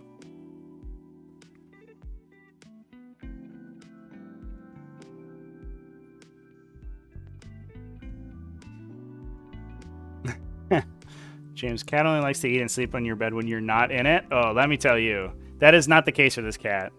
She gets on my case if I haven't snuggled in bed with her, for a while. She is a cutie patootie, but she is really needy. All right, well that's good. What are we on next? We should keep. We've done all the Xenos factions, so we'll just keep. We'll keep rocking Xenos for a little bit. So I think there were a bunch of calls for Votann. So let's see if we can find any Votann. I will warn you, we did have a lot of trouble finding Votann previously, so we may not hit any this time around. So we're going fishing for Leagues of Votann. I just saw them. There they are. And we'll see if we get any. See if we get any bites on our rod here. Well, we got a couple, but unfortunately they didn't do very well. I wonder if some of these events haven't been ended, actually. Is that the case?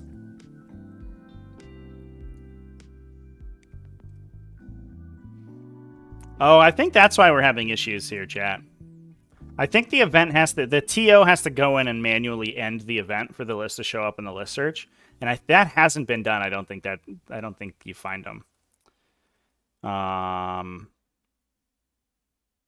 I don't think I have a way around that.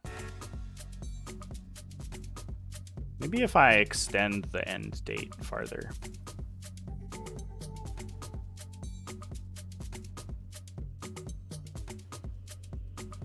I think I've gotten to the heart of the matter. It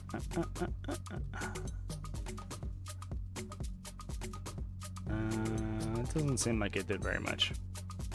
I'm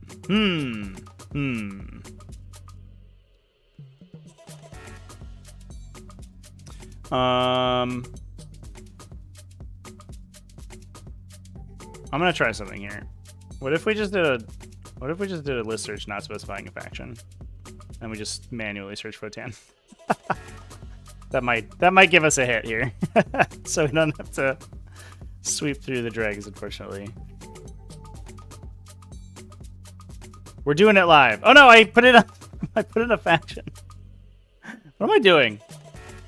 Who let me in here? What is life? All right, let's look for every list.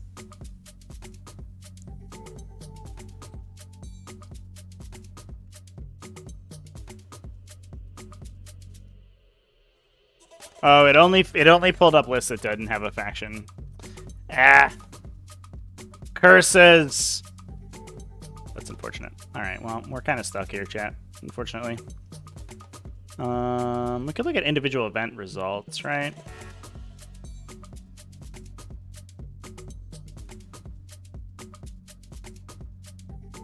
It's a little clunkier, but it's actually easier to transition between events, between searches than it is otherwise. All right, we'll do this if we have trouble finding lists, I think. So here's Salt City. See if there's any Votann. There are no Votann. Great. So maybe my theory is being disproven as we speak. Oh man. Nope, no Votann. Great. Nope. Well, just kidding. I think these might literally be the only Votann lists that we have. There's one. Hey, there's a 3 and 2 that we wouldn't have found otherwise. All right. We stuck with it, and we were rewarded with a Votann list with a winning record. Woo! Here we go. Let's do it. Will Imperial Guard be last to get the Codex update? Again, maybe. Maybe they'll even get a Codex update and then be like unable to play it for 6 months. And we'll just have this really broken Codex that we all know needs FAQs but won't get them. That'll be fun. And then like Guard players can go from like having a terrible Codex and complaining about how bad their Codex is to everybody complaining about them. All right. So we have a Brokir Iron Master, one Einhir Champion, one Grimnir, one Carl, and another regular Carl. 2 units of Hearthkin Warriors, one Sagittor, unit of Brokir Thunderkin. We can add the Forge Master in there. A unit of Chthonian Berserks, another unit of Chthonian Berserks. It's only a single Sagittor, interestingly. 2 units of Hearthguard, 1 Hecaton Land Fortress, 2 Hernkin Pioneers. 3 apiece in those units. So 1 Hecaton Land Fortress. I guess we're just deep striking the Hearthguard. And then we can put the Berserks in the Land Fortress. And the Iron Master probably just stands next to them with the Thunderkin. Downside of that Forge Master is that he only repairs the vehicles, but he doesn't give them +1 to hit. He does give the Thunderkin +1 to hit, but again, doesn't stack with any other +1s to hit. So even if you have Judgment tokens on you, they don't get extra +1s, which is a little bit sad. But the ability to push the Land Fortress up to the center, it's hard enough to kill that it'll probably take a turn or two for your opponent to kill it. So you can deliver the Chthonian Berserks. And Chthonian Berserks are legitimately dangerous. They are probably the one unit in the faction that's like super tough.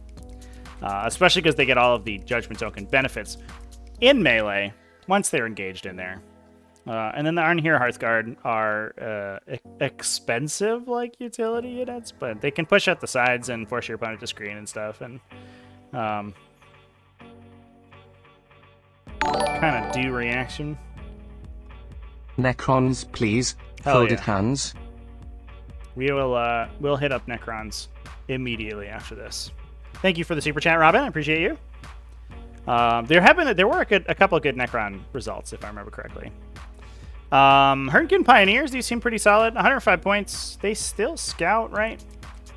And so they can do your like early tacticals. I think that pushing forward and forcing your opponent to deal with your units is definitely a super big benefit for Votann, because not only does it generates you judgment tokens, and then it also sort of gets you board presence, which otherwise the army has a tough time securing. I think that like Sagitors with Hearthkin Warriors in them is sort of where the faction wants to be, but they're just too expensive right now, so they end up pushing for the bikes.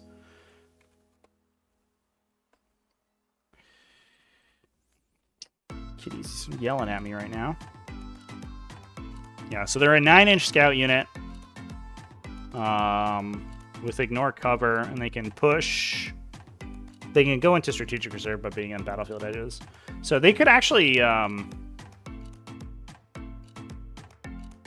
you can like push them round 1 off the side, and they could on your opponent's turn for a round 2 strategic reserve in if they jump into reserves, which is kind of cute. You can like use them to like scout move, screen, turn 1 moves, and then run them to the side. If your opponent doesn't have good shooting, it doesn't kill them. Even if they do kill them, it's not the end of the world. It's only 100 points. And then they're not shooting. You know, they're tough enough to kill. They're T6. Those are weapons that they're probably not putting into the Thunderkin or the vehicles.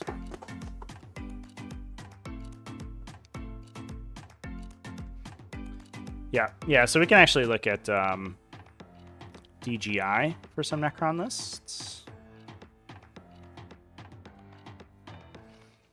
Necrons really, they love like the MSU style right now. So we're in, let's see, yeah, Necrons, TGX 5-1, second place with Necrons, which is awesome.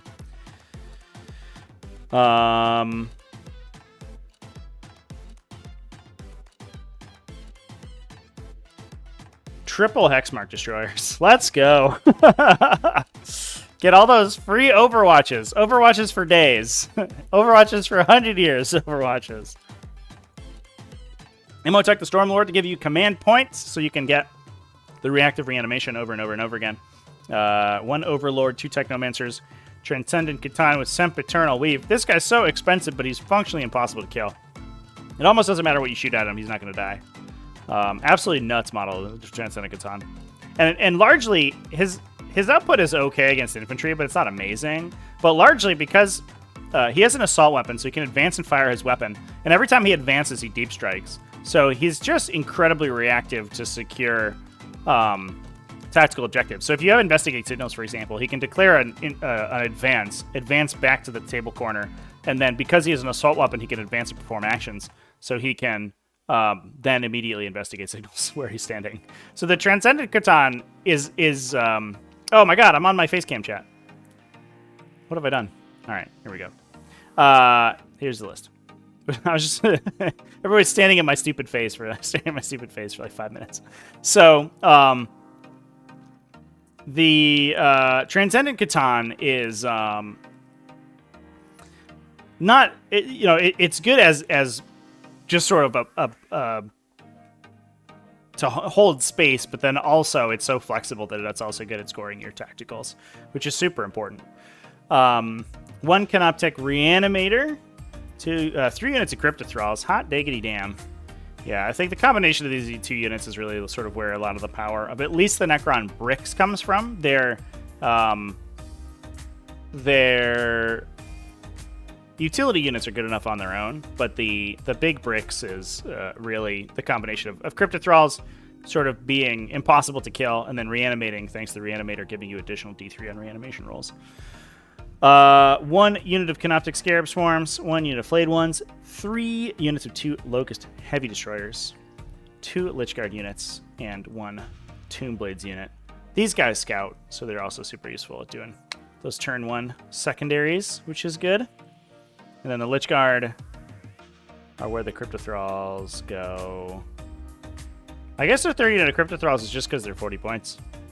They're 40 points and they don't really die very easily because they have a 4+, feel no pain. So they'll sort of like sit in the back and just do their thing. And if you have artillery and kill them, that's whatever. But it probably takes 1 or 2 activations to actually remove the unit. And it's certainly more effort to kill than 40 points really means. Not to mention the fact that you could potentially react to reanimate, lose 1 of them, and then reanimate it in response, which would be a little bit obnoxious.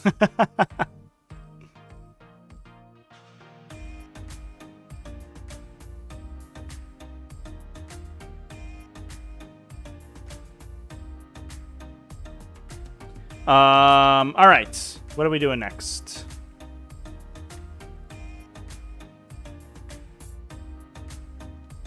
Let's do...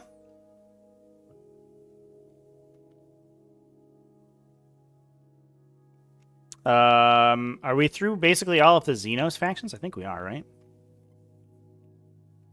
We can dive into some Chaos, I guess. Let's find some Chaos Space Marines. That's what I would like to do.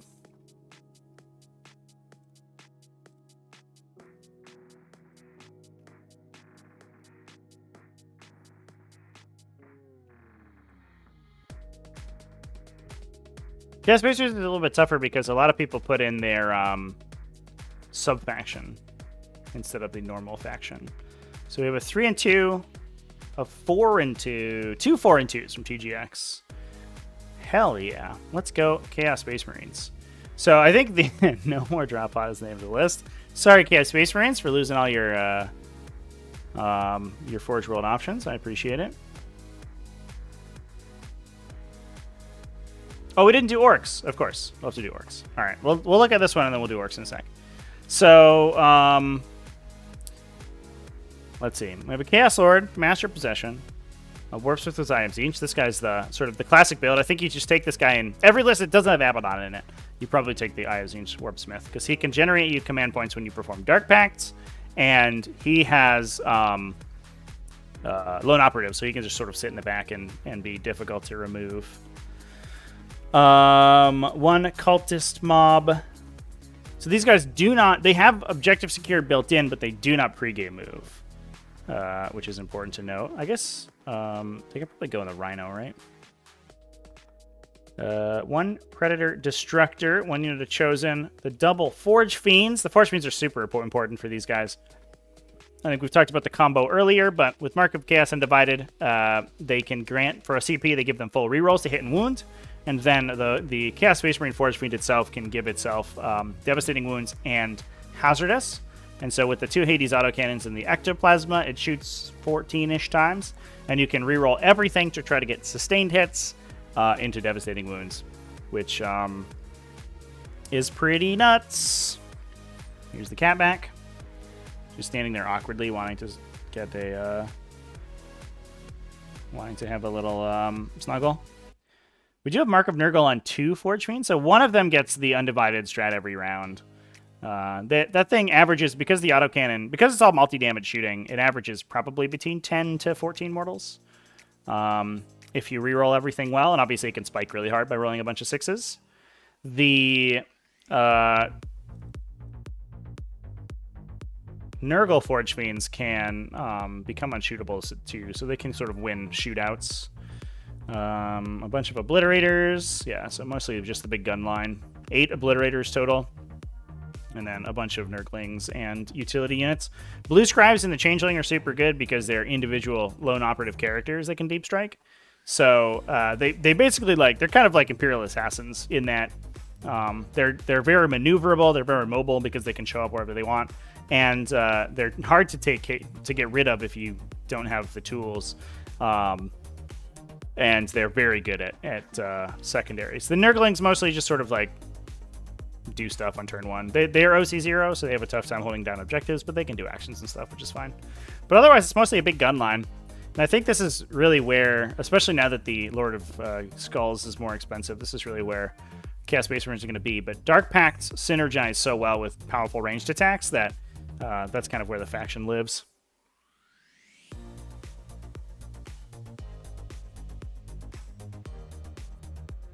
Yeah, I think, Chaos Space Marines are unironically very strong in this edition, I think. Just like their stratagems are extremely good. They might have one of the best selections of stratagems in the game because having a full reroll stratagem on one hand plus an untargetability stratagem, the combination of the two is super duper duper good. Which is why basically everything's Nurgle keyworded, right? So basically none of it you can say for sure that you're going to target and actually kill, because all of it can potentially be reactively untargetable. These obliterators are undivided, so they can get full rerolls as well. So you have two. Everything's targetable by Dark Obscuration, and then you have 2 outlets for full reroll. So the Forge Fiend can do it turn 1. These guys come in turn 2 or turn 3, pop in direct fire, full reroll, and just blow something up from behind a wall or something. Seems pretty good. Sometimes you use Possessed. Yeah, I think you see Possessed occasionally. We can... Oh no, I closed my... Shit, I closed my...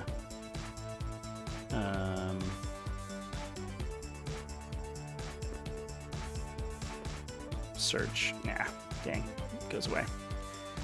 We have to look for it again. Sorry. We can look at the other Chaos Space Marine list real quick and just see if it has more of a melee bent, but it may be largely the same.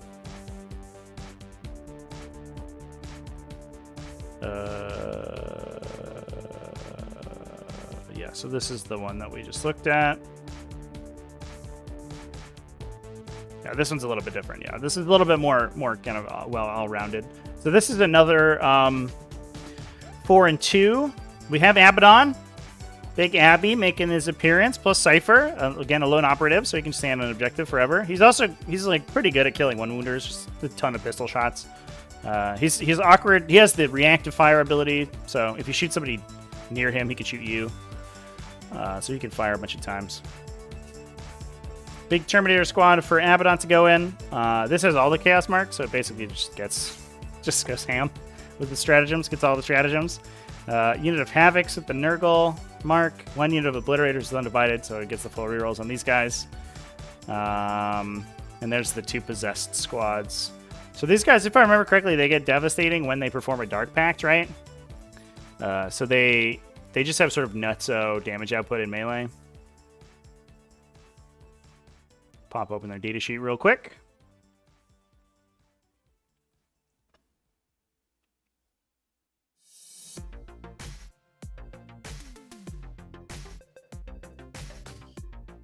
Not if they won't give me their data sheet. Oh my god. All right. These Space Marine and Chaos Space Marine indexes are so big, difficult to get them.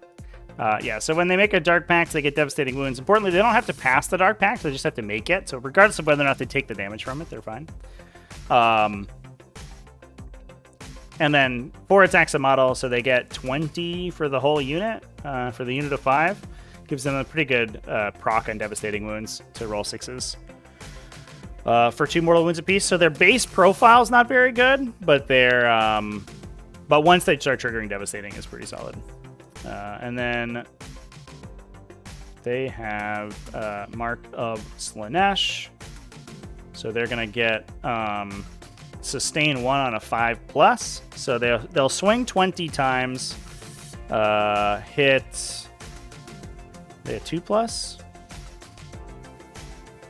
But basically, you want to sustain to get additional wound rolls so that you trigger devastating wounds more often. Here they are a 3+. So those swing 20 times, and you probably you should cancel out your hits with your misses. So then you'll roll 20 wound rolls, and probably 3 to 4 of those are 6s. So you probably deal 8-ish mortal wounds, plus the regular damage you take from AP1 hits. So, and they're probably winning on 5s or 6s if they're hitting vehicles or something. But 4 devastating wounds for 8 total mortals is enough to put a chunk into a vehicle, enough so that the actual damage kills it.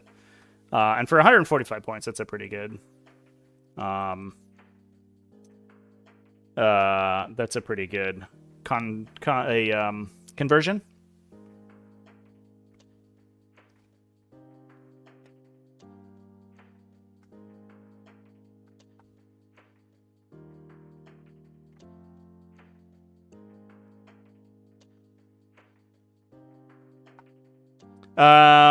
So it looks like there's a question about Dark Obscuration. Yeah, so it's actually covered in the rules commentary. If you have an effect that makes your unit untargetable at a point during the attack sequence, it actually triggers retroactively. So you will declare the target, then in response, your opponent declares that they're going to Dark Obscuration, which makes you untargetable, which then forces the target to be rechosen. It doesn't make any sense why it works that way, but that's what the rules designers have said is how it works. Any effect that triggers just after another effect, like, sort of swings back around and impacts the original triggering event, which is weird, but that's how they've elected to make it work, so it is what it is. All right, we said we would jump into some orcs. We rock a search here.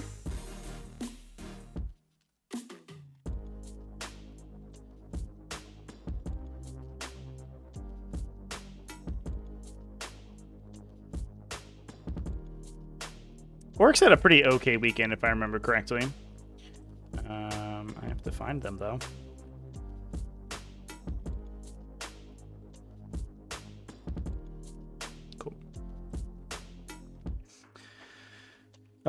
Yeah, so we have a 4-1, a couple 4 and 3s. We can take a look at this one. Deck Box Masters.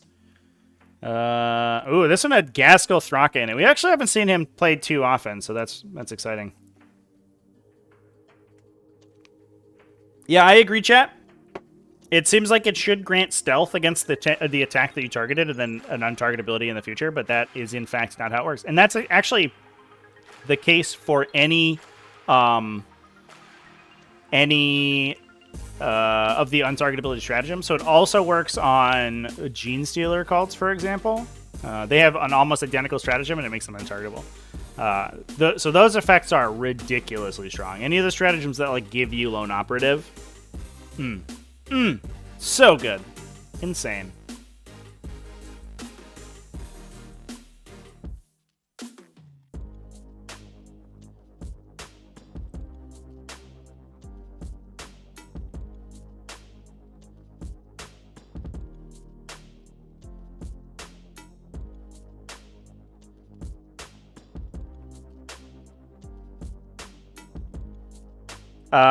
Anyway, yeah, I don't know. You can have personal feelings about it, but it is what it is. That's just how it works, so. We have a Head Wappas Killchompa Squigosaur. So he gets devastating wounds, and then he has monster anti-vehicle, so plas vehicles for mortal wounds on a 4+. Gaskell Thraka, the big man himself, plus Mazrog Scragbad. Basically another kind of a carbon copy of the Head Wappas Killchompa Squigosaur. So these two together are amazing. I mean, they're high toughness, 4+ feel no pain. I think he's got a 5+ invulnerable save. He's got a 4+. Super tough to kill. Those things just will not go down. And if they can make charges on vehicles multiple times so that they get their devastating off, their anti-monster, anti-vehicle off more often, then they just cleave through heavy armor. It's insane. These models are sweet. A war boss with cunning but brutal. Nobody with... Here we go.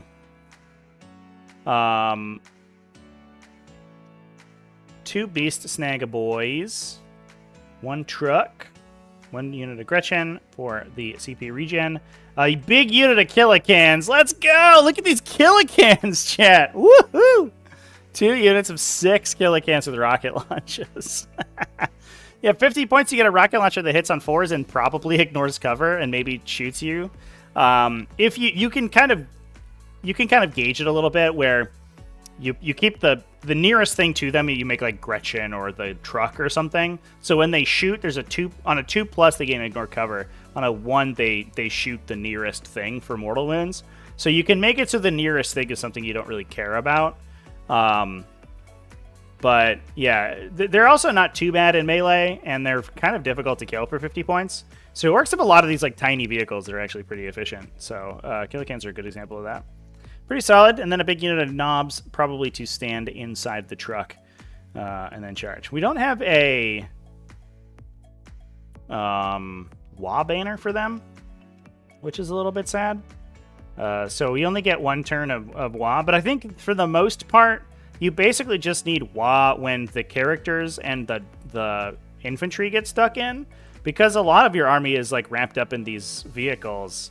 You're not really WAing to buff those at all. They just get a 5+ invulnerable, which is fine, but not amazing. And then so you can kind of hold it for like mid to late game, which is cool. You're not really like forced into the turn 1 aggression that Orks are, where sometimes you can get punished by just getting like rolled off the table immediately. So I think having a little bit of shooting for Orks is definitely necessary. I don't know if this feels like a lot, but I mean, clearly it did pretty well. So that's very different than the Orks we've seen before. Typically we see Ork lists and look at these wins too. Oh my god. Can you see that on screen? Does that show up? Not quite. Here, I'll zoom out a little bit. 300s and a 99 are the wins. Orks just score primary. They're just like, let's go, everybody. We're on every objective and you have to kill us. Just infinite primary. 136 point loss, so that's pretty hard. That's a tough loss. But otherwise, it looks like they just ran 4 people off the table. Holy crap. And I think that's kind of Orcs' game. They either win big or they lose big. Yeah, that's a sweet list.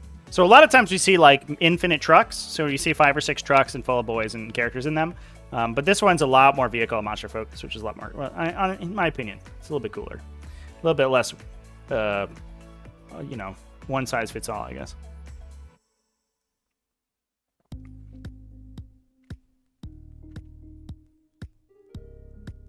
We're not skipping Chaos Knights chat. We skipped Orks, so we're going back to do Orks. That's why. That's why we're on Orks right now.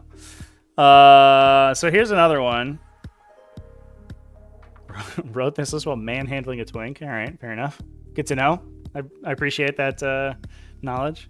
We have 3 shock attack gun big mechs. I wonder if we're doing a gun line. We're doing gun line Orks. So this list went 4 and 3. Not quite as impressive as the 4 and 1, but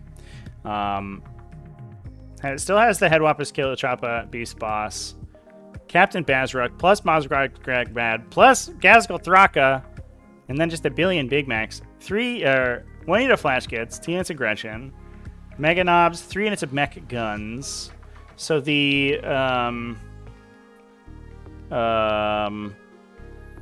shock attack can join into... It can't join into anything here. Do they get lone operative? No.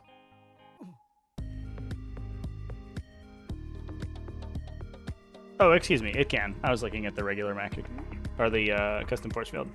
Yeah, no, they definitely can. All right, so here's the shock attack on profile, by the way, everybody. So it's D6 plus 1... Strength 9, AP 4, D6 damage. Last cannons. So we have individual shock attack guns that these guys can join. They shoot 60 inches. So whatever the mech gun can shoot, they also can shoot. They have heavy keywords, so they go down to hitting on 4s. And they grant reroll hit rolls of 1 to themselves and the gun that they are joining as well. And then once per game, they get a reroll on the number of attacks that they make. That's a solid profile. And they buff themselves and their mech gun, so they're still sort of affecting the army. I don't know why our enhancement is tripled here. It looks like we may have duplicated. Put the enhancement on somebody and then duplicated the army. Or duplicated the entry 3 times. I hope that doesn't mean that we underpaid here. Is the regular Big Mac 90 points? Because we might have paid extra times for Cunning with Brutal and not noticed. How many points is that? Oh my god, I can't spell today. Holy crap. 15. Are we 30 points down this list? Big Mac with shock attack on. Yep, we definitely overpaid. So actually there's 30 points left that you can spend here. Oopsies! It's all that Twink manhandling. That's the problem. He had his hands full with the Twink, so he didn't notice that he had paid for an enhancement 3 times he didn't need. Rip.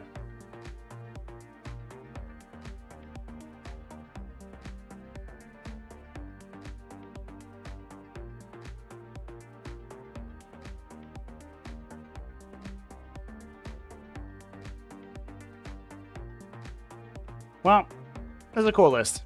I'm glad that the Orc lists this week are less like sort of transport rushes and more interesting varieties. These are, yeah, these are all pretty sweet, honestly. Nice to see some variety in Orcs. All right. Well, I promised some Chaos Knights, so we can jump on Chaos Knights next. Definitely the red-headed stepchild to Imperial Knights, though. Not quite doing as good. So let's jump in. We can do Chaos Knights and Chaos Demons. Let's see what we got. A couple 3 and 2s is largely the style. I think that the downside for Chaos Knights is that they don't have just the reliability is not quite there, especially compared to Imperial Knights. I think that the tricksiness is good. Their melee output is like terrifying, and their ability to move through terrain is awesome, but they fall apart really quickly. Their stuff is more, their armigers are more expensive and easier to kill, and while they do significantly more damage, losing out on like the Warden's bondsman ability for -1 damage is really sad. And they don't have Laylo the Tyrants basically is really good, so it's a little bit sad for them, but we can take a look at what they've got. So this one's running a War Dog Stalker, who's the Warlord. I'm glad that they added the character keyword to one of the War Dog varieties, because they at least make it so that even if you're running all War Dogs, you can still add enhancements and Warlord upgrade to one model. So you're not stuck with having to take a big knight and then having that be the sort of like focusing all the fire. And it looks like we're just going to be stuck on War Dogs here today, which is, I think, probably the way you want this army to be. The War Dog profile is still really good. A T10 vehicle with like a really good melee and really good range that's relatively fast for 150 is really, really solid. The downside is that there's very little utility unless you bring in Chaos Demons, which we did do. Okay, so that's good. So you can, similar to how Imperial Knights can cut one armiger to take, Assassins or something, Chaos Knights cutting one War Dog to take Chaos Demons is still good. So it's 3 Brigand, 1, 2, 3, 4, 5, 6 Brigands, 1 Executioner, 1 Huntsman, 1, 2, 3, 4 Carnivores.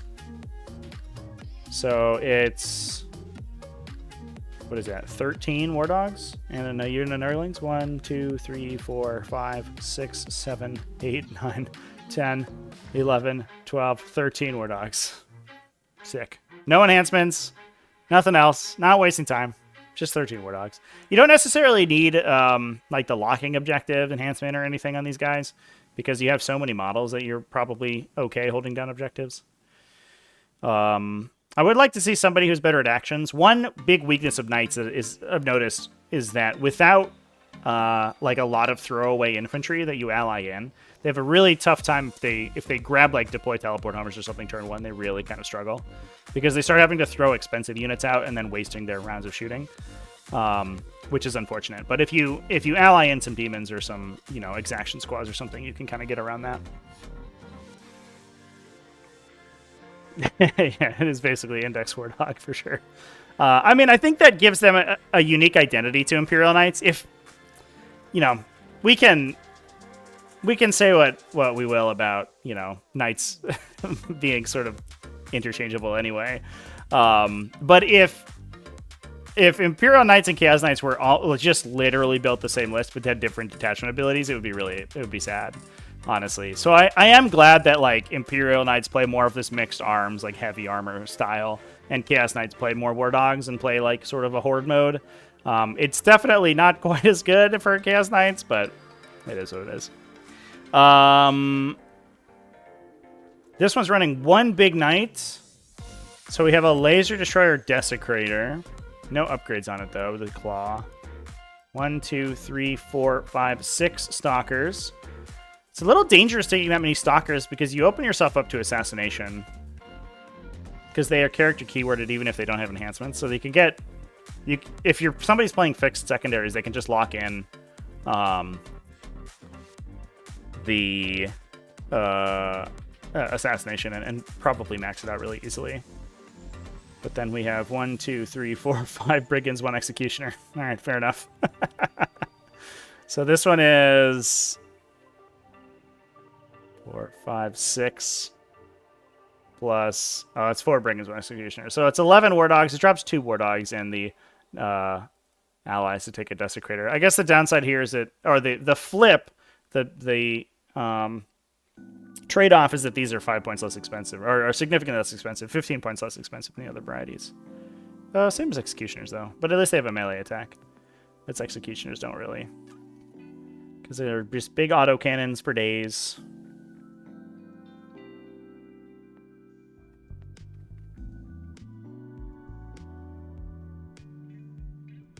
Alright, fair enough.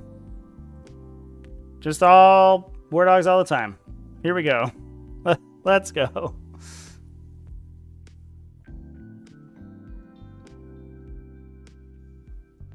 Yeah, this is the one running a single large knight, a single big one. It does feel like having a differentiated defensive profile helps. So if your opponent's really good at killing War Dogs, you don't just like fall over. But yeah, I do think like one big knight is. If the trade-off is two War Dogs versus one big knight, then one big knight's harder to kill. But for 450, you could have 3 War Dogs, and it's a big loss in table presence, dropping down to the single big one. All right. Where are we at next, chat? What are we thinking?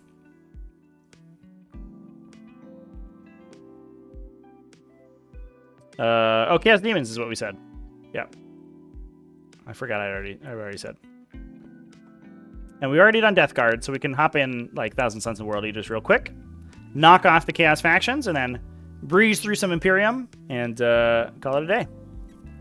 So we are on Chaos Demons this week.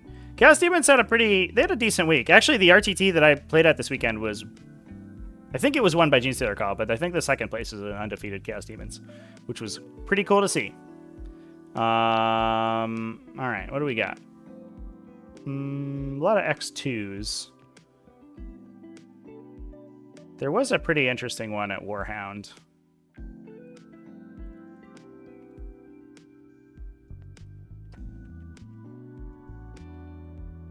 Oh, this is...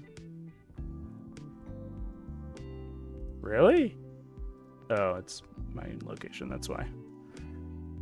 I think there was a Chaos Demons at X1. Yeah, here we go. Nick Winker went X and 1. It was a pretty interesting list.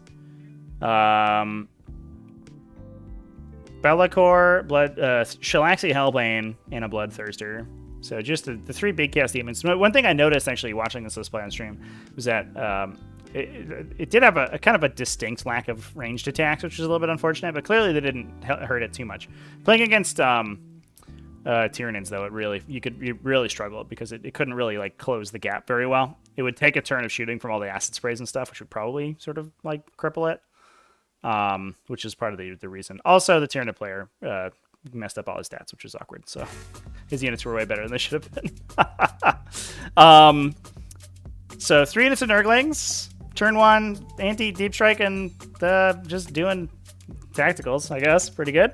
2 units of Pink Horrors, which is good objective holders. They got a pretty good infantry clearing gun. 1 unit of Plague Bearers, good at holding down objectives. And I believe that we have a Bile Piper to go into the Plague Bear squad to buff them as well. 2 units of Flame Bears, only 3 apiece. But the Flamers feel like kind of a no-brainer. They're super fast. They're move 12 infantry. They might move 10 now, actually. But they have decent anti-infantry guns. They're an Overwatch threat, and they are good at scoring tactical, so they're solid. The Fleshhound's also super good for 70 points. You just get a fast-moving beast that can do stuff on turn 1. So I do think demon utility units are pretty solid. And then the question mark is like what's in the top area over here. Shalaxi Hellbane's really interesting. She's probably the highest expected output of the greater demons. And she's relatively tanky because she has a 5+ feel no pain, but she's so expensive. 400 points is insane for this model, especially given that most of the other graders outside Be'lakor come down below 300. And you're like really missing out not having the like Everstave guy or Kairos Fate Weaver, in my opinion. Or both. I don't know. Those are all good models. I don't know if it's T, but it was just if you watch the Tyranid player that played against this guy on Wargames Live, he misplayed like a ton of rules. It's not like, I don't want to make a big deal out of it, honestly, but it is unfortunate because I'm always excited to see Tyranids on the table. And then when I see them, like, he played his Genestealer as a 4+ invulnerable save and triggering devastating wounds on 5s. I was just like, wow, when your unit does 1 billion more damage and is significantly more survivable than it should be, it's much easier to win with Tyranids. I don't know. So it is what it is. But yeah, it's interesting to see the lack of guns, I think, because either you can take the Soul Grinders or the Lords of Change, and I don't think that they're super efficient shooting, but the one thing that I notice if you're playing demons and you don't have units like that is that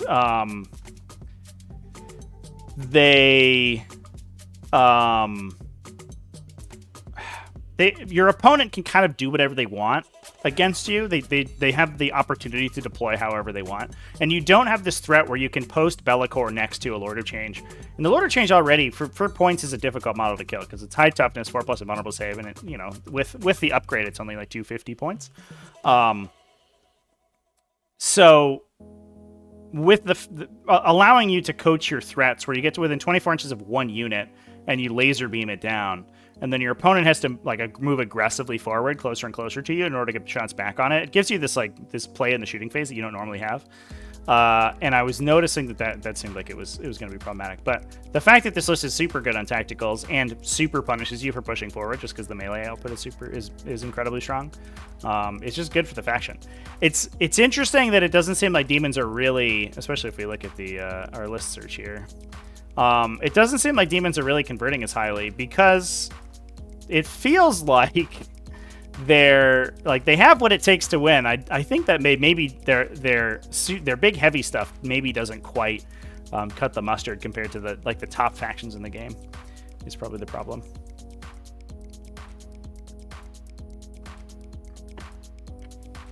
Does a unit with OC0 count as controlling an uncontested objective? No. If you don't have any OC on the objective, you don't hold it.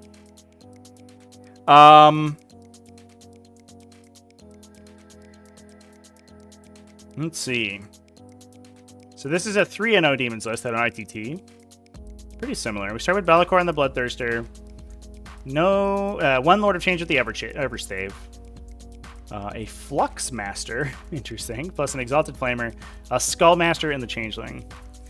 So we have a pink horror unit for the Flux Master to go into. One Beast of Nurgle, just to hold an objective. Big Blood Crusher unit. I actually, unironically, really like the Blood Crushers. They do mortal wounds on the charge. they're especially because they're like a counterpunch threat, because you can, assuming that you hold your own deployment zone, which you probably do for Shadow of Chaos, you can basically just deploy them in your deployment zone and then auto charge out of it. So it's tough to avoid them if you're playing them defensively, or you can just like you can start them on the table in advance and charge them, and they're fast enough that that probably gets them into range if they want to. And their mortal wounds on the charge counts the number of models in the unit, not the number of models in contact. So they actually do a lot of damage once they hit. If you have a Rend Master, they actually kind of go insane. The Rend Master, I think, is from my time playing Chaos Demon so far, the Rend Master is, I think, the unsung hero of that faction. It gives +1 strength, AP, and damage to for all Khorne demons against a single target in melee. I believe you have to be in 18 inches in line of sight, but the Rend Master is fast enough because he's on a little chariot that he can get in and do that. So you can like run up, Rend Master somebody, and then shadow teleport like 10 blood bladders on them and just blow them up. It's pretty strong. We do have one Soul Grinder, and we do have the Lord of Change in this one, so we have a little bit of shooting threat. Big Flamer unit for the to go alongside the Exalted Flamer, who gives them Assault, so they can advance and perform actions. It is an expensive unit, though. It's 200 points for that unit, so it's not a great utility unit, but it does Flamer really well. So that's good.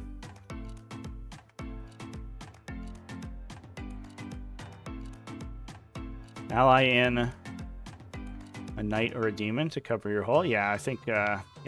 I mean, it's nice that Chaos are back to being like a super faction again, where they can play around with allies really well. I think the ally, as the edition evolves, the ally mechanics are going to get super, super important as people start to bring them in to cover gaps that your army might have. Demons just get move blocked or hit with stronger anvils than they can deal with. Every unit besides Soul actually can be very swingy. Yeah, the Shalaxi issue, or the swinginess issue is something that I noticed super hard. Like most of all the greater demons besides Shalaxi are like hit on 2s, no rerolls. So there's a lot of situations where you're just like, I'll roll 7 attacks and 3 of them are 1s, and you're like, great, my output's just dead now, basically. I do feel that a lot. Yeah. I think that's a super legitimate problem. I wish Be'lakor had his reroll one's aura back. I think honestly this faction would be like a lot more reliable if Be'lakor just had that, because he's always in the center of the fight, because he's always shadow warping your stuff in.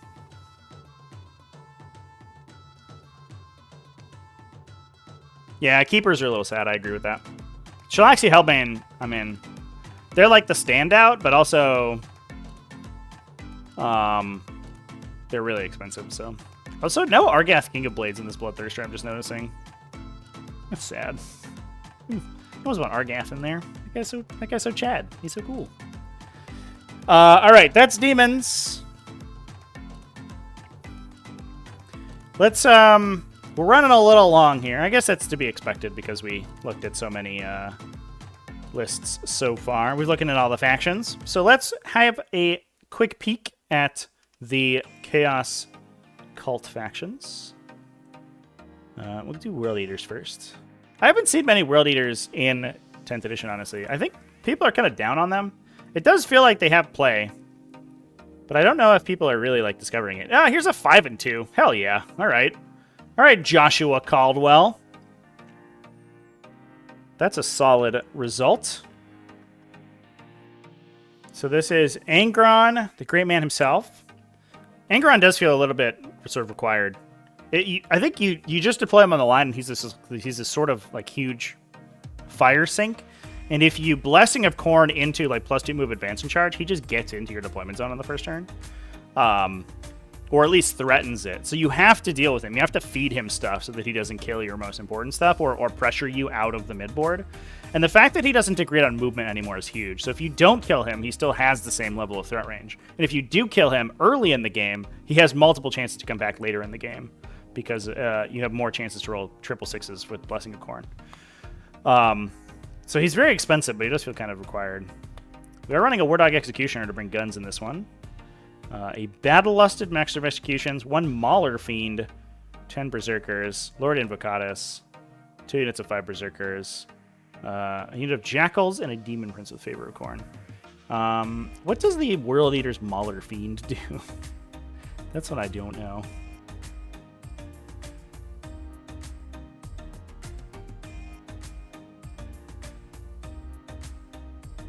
All right, let's look at these guys.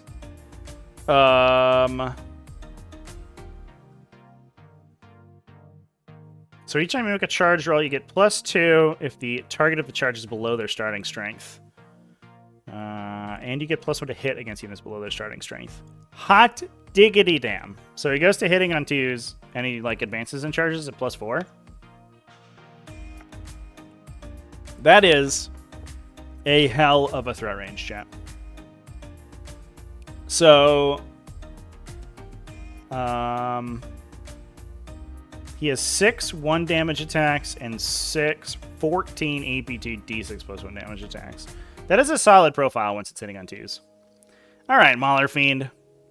I understand. He has 175 points, though. That's expensive. For only T10 with 12 wounds. 175. Oof. You could take guns for that. Yeah, well, maybe I'm coming down a little bit on that guy.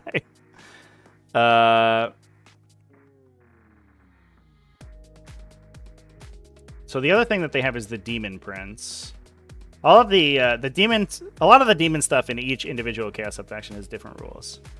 So the Winged Demon Prince out of where is this guy?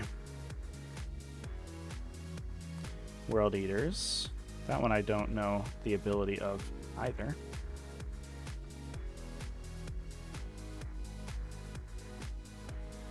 Here he is. We found him. So he forces battle shock checks at the start of the fight phase. So that can prevent people from interrupting, which is good. And he gets reroll hit and wound against one enemy target. He's also high base strength. Yeah, which a lot of the other Demon Princes aren't. Most of the base Demon Princes are strength 8, but I think they go to strength 10 if you have the Demon Prince out of Cast Demons and you give him the Mark of Khorne, then he goes to strength 10. But being strength 8 is strength 10 is a huge cutoff point from strength 8 because you get +1 to wound a lot of vehicles in the game and potentially +2. Because between 9 and 10 is where a lot of those sort of mid-range profiles stand. And then re-rolling the wound rolls, hits and wounds against those vehicles is huge if you select them as your foe. He seems kind of expensive, though. 215, but he has the cool hat. The cool hat gives him half damage. I guess he's probably the best place to stand that, right? Because he's the highest like base defensive profiles out of the characters in the faction.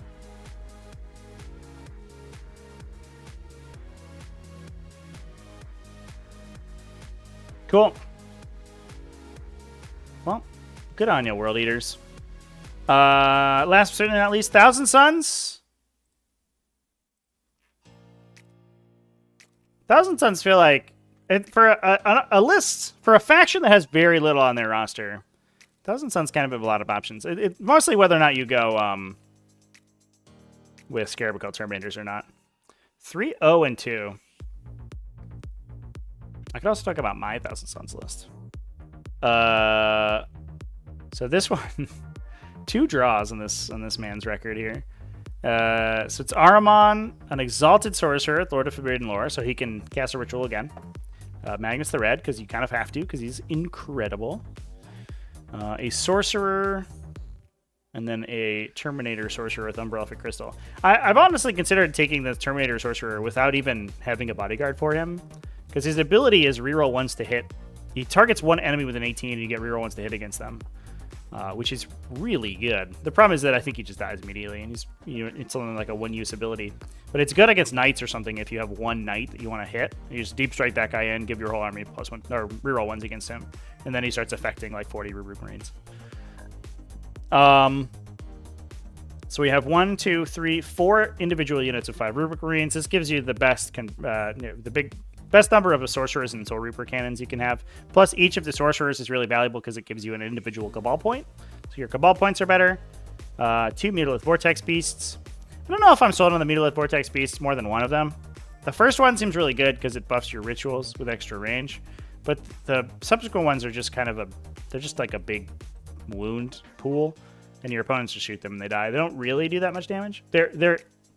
I find that opponents are more afraid of them than they actually kill people. One unit of Scarab called Terminators and the Changeling to be a lone operative. Pretty standard stuff. No Infernal Masters, which is interesting.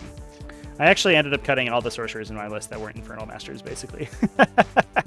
But I did end up dropping out the Terminator brick because it's super duper strong, but it's also incredibly expensive. It costs you 2 CP to shoot with the full combo with, plus it's about 550 points, which is a lot. It's just a lot of models. Good on it though. No losses, only draws, which is interesting. A 35-point draw is really weird. They might have used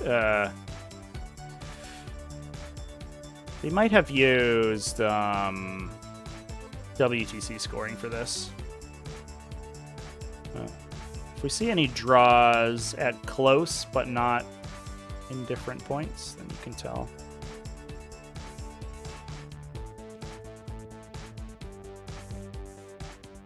It's a draw at 50.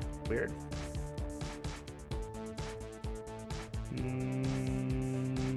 I wonder if these are like games that went to time or something. There's a lot of like interesting additions here. It's a draw at exactly 84. No? All right. Just a bunch of draws in this tournament. Draw at 90. Wild. Okay, well, I don't know what's going on over there, but that is some real tight 40k happening. Maybe it's just a entirely community of people with basically the exactly same skill level, identical.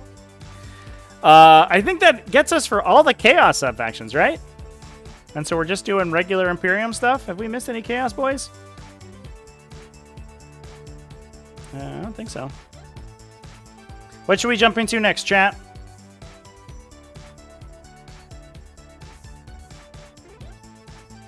I know a lot of people are looking at Black Templars. Should we hop into Space Marines? Let's hop into Space Marines. And we'll take a look at Black Templars real quick. I don't know if there are any specifically Black Templars lists over the course of the week. I actually wouldn't be surprised if not many got added. Nope. Yeah, these are events that haven't started yet. Sorry, Black Templars people. I think searching for individual Space Marine sub-factions is going to be a little bit funky. We already did Votann, chat.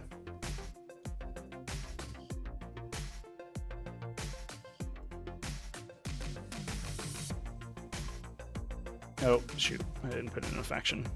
I don't like it. I have to redo the date every time.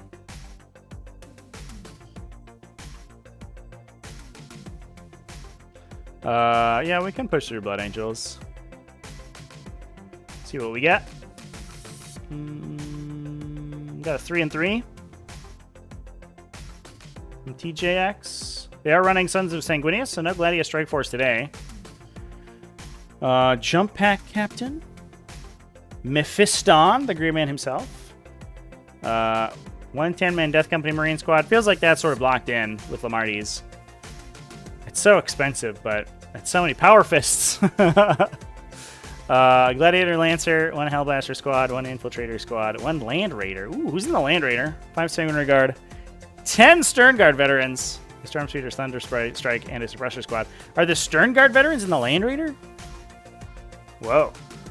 Okay. 5 Hellblasters. Do we have a place to put the Hellblasters? No, maybe they're just walking on. Wild. 10 Stern Guard veteran in a Land Raider. Huh. All right. Fair enough. This feels... I don't know. This doesn't feel very Blood Angels-y. But we do have Sanguinary Guard and we do have Death Company, so... I guess we have the units for it. Kind of standard Space Marine fare, though. A bunch of big guns. backing up some melee. Seems good. We already did Orks also, chat. We've done all the factions but the Imperium factions. All right. Space Wolves you want to look at?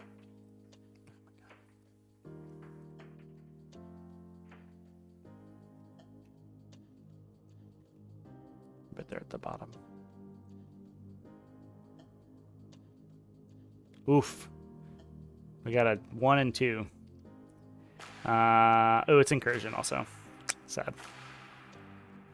Yeah, nothing. No Space Wolves, no Black Templars really to look at here, chat. I'm sorry, you say.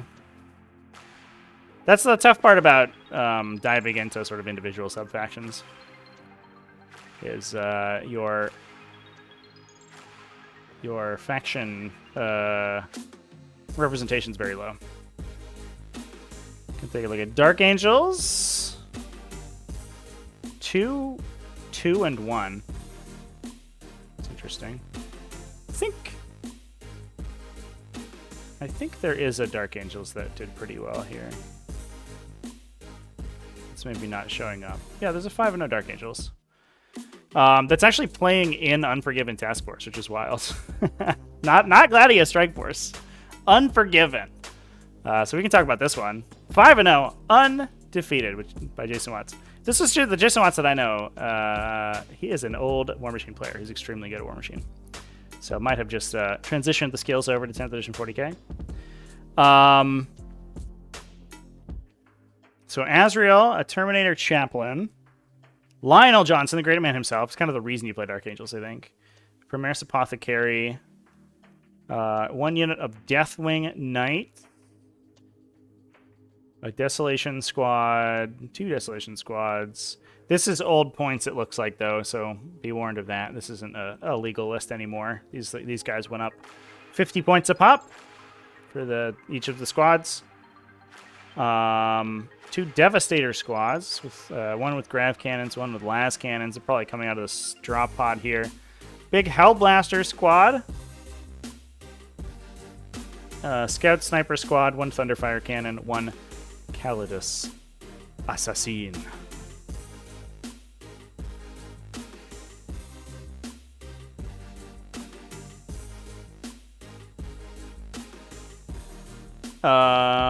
Yeah, mostly, again, kind of normal Marine stuff. Having the Deathwing Knights is cool. With the Terminator Chaplain able to jump in on them.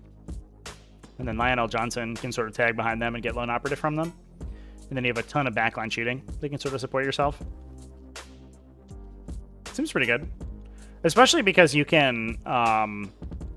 Thunderfire Cannon suppresses, right? So it reduces movement on people.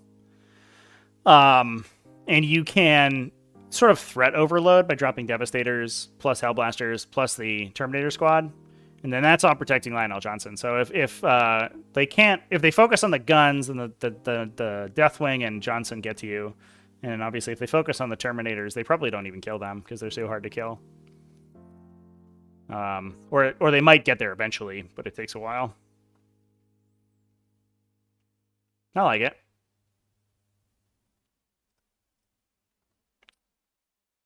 Let's take a quick look at normal Space Marines.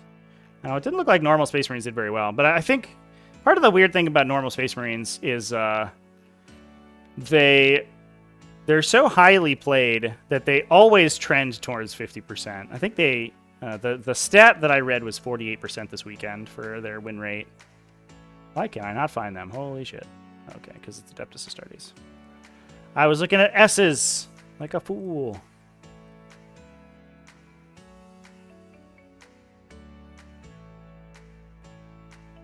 There can't be only 5 Space Marines lists. What's happening right now? Yeah, this thing where it's not showing us the uncompleted events is really problematic. I'm gonna bring that up to BCP. This makes it very difficult to look at these lists. Oof. So this is Ultramarines. With Calgar, regular captain with Bolter Discipline, a captain with Bolter Discipline. Who's he going with? 2 Gladiator Lancers, 1 Hellblaster squad, Inceptors, Repulsors, Stern Guard Veterans. So he can go in the Stern Guard Veteran squad, right? I imagine that that's the case. It's always a kind of a crapshoot where each of your characters can jump into, but I believe basically all of these standard characters can go into Stern Guard Veterans. He can go into Stern Guard Veteran squads. So he can bolter drill them to get exploding 5s. Then they can trigger more attacks to trigger more devastating wounds.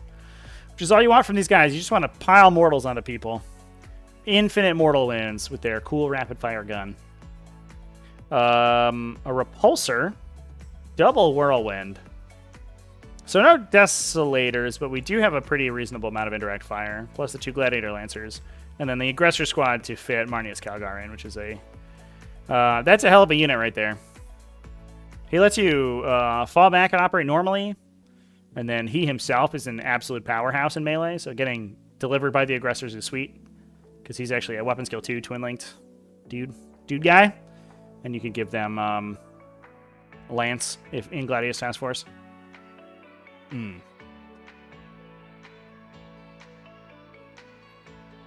Alright. Boom. That's Space Marines. What should we jump into next on Imperium? Oh, I guess we could look at Death Watch in case there's one.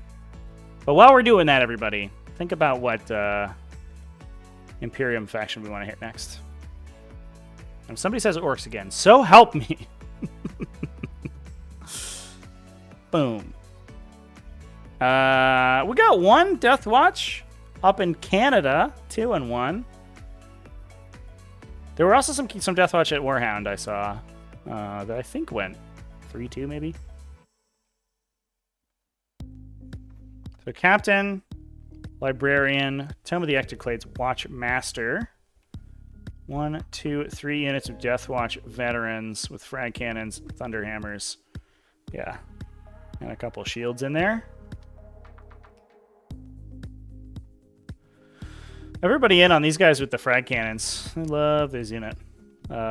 Big, huge Desolation Squad. New points value as well. Look at that. But you get... you can Hellfire rounds them. You get the Tome of the Ectoclades for doubled Ozen moment once per game. And so you can kill a unit and then Desolation Squad the next unit. Double Inceptor Squads. Just... what a unit for 115 points. These guys will just jump in, clear an objective for you, and then say go, which is awesome. Let's see. Double Infiltrator Squads for utility stuff. 1 Land Speeder. And a Storm Speeder Hail Strike. This is the +1 AP Storm Speeder. That's an interesting one, because it has... its weapons are the least exciting, right? Because it's all anti-infantry guns, which you're not really excited about. But... getting +1 AP from it is really good. The weird thing is that you're usually shooting the Storm Speeder at something that you don't necessarily need +1 AP against, if you're shooting at infantry. Whereas if you're shooting it at a tank or something, like, it's good, but you lose out. More Orks PLS #Orksispers. Additional Orks. Orks again. Always Orks for 100 years. Orks.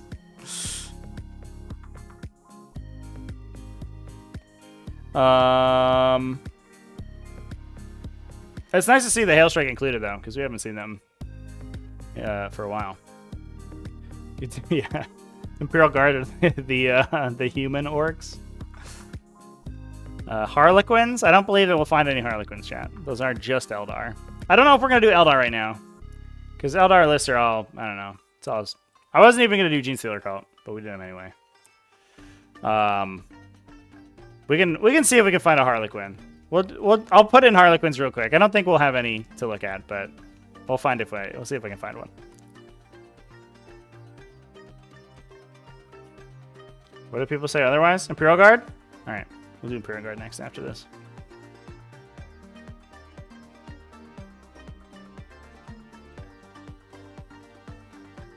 Nothing. Big zilch this week for Harlequins. I would be hard-pressed to find anybody who wants to play pure Harlequins right now. I mean, there are good sort of mixed Eldar lists that run Harlequins in amongst regular Eldar, that run a troop and run Death Dressers and stuff. Void Weavers are incredibly strong. So Harlequin units are good. Harlequin armies, not good. Which is, I mean, I think it sucks for the people who are like, so Harlequin mains, I guess. But for a faction that included like 6 models in it, it's probably better for it to operate as a support to a mainline faction. I do wish a little bit that they had sort of retained the traveling players mechanic, where instead of being part of the Eldar Codex, they were a separate faction that could ally into other Eldar factions. Because I think creating multiple super factions is healthier in the game than adding the factions together. Like, Imperium factions have this huge benefit that they have access to more units than other factions because they have the Imperial Agents and Imperial Knights.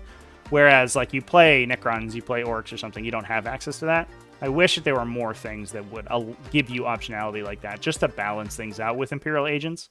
So I would like to see Harlequins as one of those. But it looks like they're pushing like the Ynnari detachment as being kind of that mechanic. All right, we said Astra Militarum.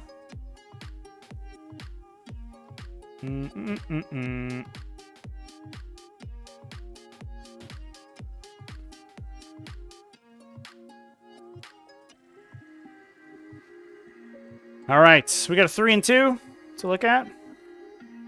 One thing, big takeaway for me here is that a lot of these faction results are not very good, right? It's at best like 50-50s. If we go back to our Death Guard, Death Guard were like right at a 50-50, which put them at above a lot of these other factions.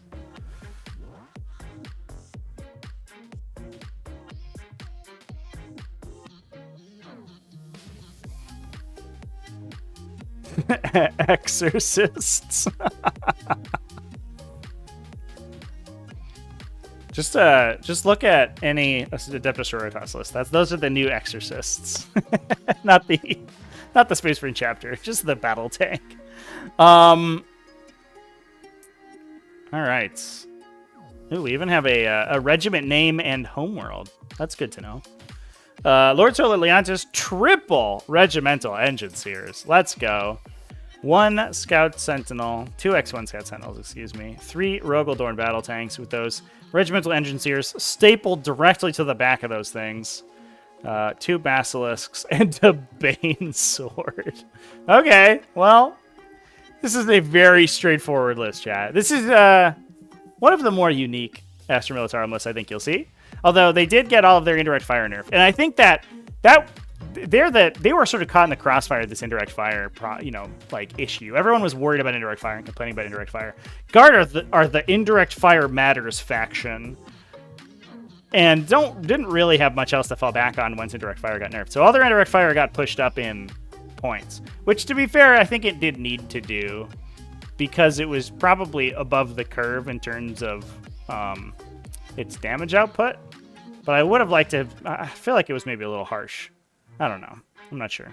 Like, Manticores at strength 10 3 damage didn't really pay for strength 10 3 damage, and they got indirect fire on top of that. So I think they're still at a pretty reasonable points value. But the issue that Astra Militarum has is that they're very good at sort of respawning troops. What they're not good at is like actually having those troops survive long enough to actually score you points, and that's the issue.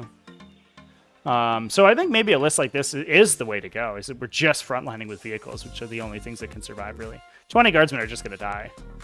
And then they're going to respawn, and they're going to come back later, and they're going to be off an objective, and then they're going to die again, and you're like, okay, I'm wasting a lot of CP right now. So I do wonder if we're going to see more, maybe not necessarily Rogaldorn spam, but if we see more of the push towards super heavies and towards the heavy armor builds. Except the guard armor is also very expensive, so I don't know how to feel about that. It's a cool list, though.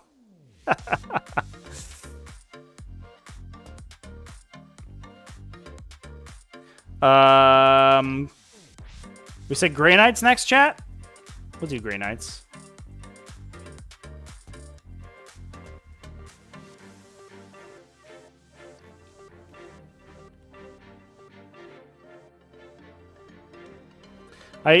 I do wonder. Hey, here's a 3-0. Oh, this is Incursion, though. Boop. Oof. Grey Knights. Oof. Oh, no. I know that there was a Grey Knights list at Warhound that did okay, right? Oh, that's not what I wanted. Let's find out. I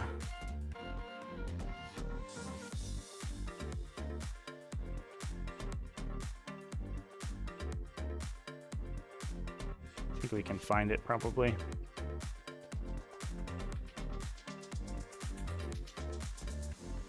Yeah, there's a 3-2 list here we can take a look at.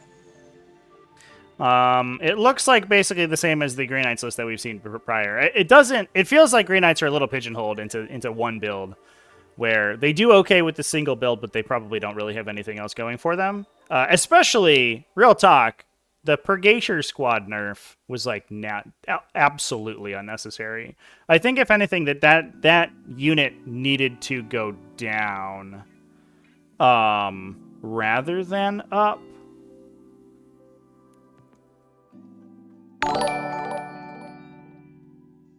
Did you see the rule Baneswords get? The Banesword rule? We can take a quick peek at their datasheet if we want to.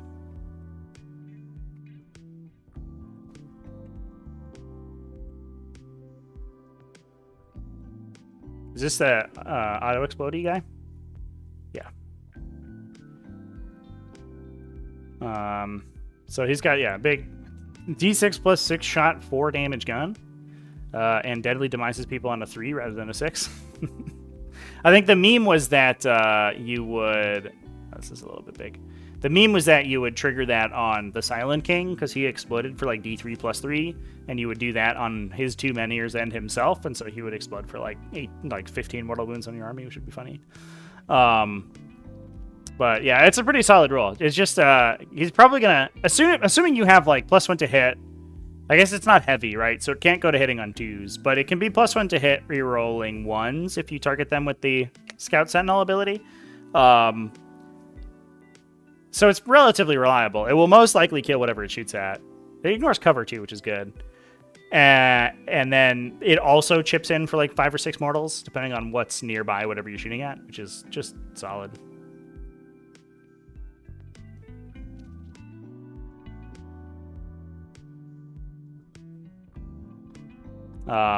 It's a funny like meme though. I like the flavor a little bit, and I like it kind of makes your opponent play differently, right? Because you're basically not allowed to keep all your stuff together if you are playing against the Banesword. Right, that's how you get down to hitting on 3s is Lord Solar chat. Otherwise he hits on 4s because he's sad. But you can get them to hitting on 2s if they're heavy, which I think is just the Shadow Sword maybe. But the Shadow Sword shoots less times, so you know. More damage, but less shots.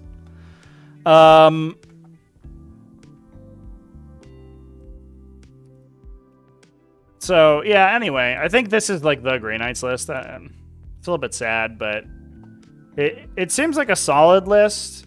It's just not very exciting. You're basically doing damage with the characters, like the Brotherhood Librarians, Vortex of Doom people. Grandmaster Voldus and Khaldor Drago punch okay. Voldus actually hits like a Mack truck. He's got a big 3 damage melee weapon and impact attacks.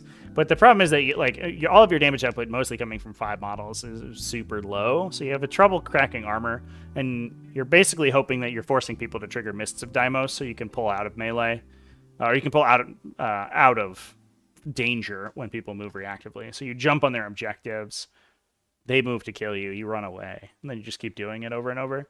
Which is like a game plan, but it's not a great game plan. And a lot of armies will just kill you. A little sad for Grey Knights right now. It's nice that they have a list, and it's like kind of an interesting and wacky list, but I don't think it's very good for sure. All right. That's Grey Knights. What else we got? We can take a look at Imperial Knights if we want to, chat. Imperial Knights are kind of up in the air right now, so I don't know if that's going to be super interesting discussion. We've already looked at AdMech. We could look at Custodes, and we can look at... Is that it? Are we done otherwise? Yeah, it's like Knights and Custodes. All right, well, fair enough. Starting at the bottom has really cleared up a lot of the smaller factions here. Do you think anybody registered 8 Imperial agents? Oh no, you can't do that, right? Because they don't have a detachment ability. Sad.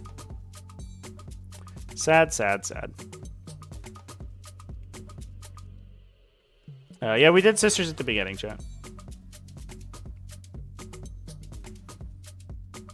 All right, I'm gonna jump into Custodes. We also did Death Guard, and we also looked for the Black Templars. Let's go.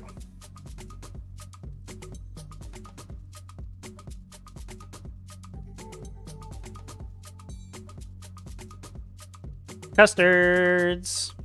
We get to answer the question whether or not Adeptus Custodes are broken. That was asked before. And with results like these, I think you can say that they're probably just fine. We've got a 3 and 2.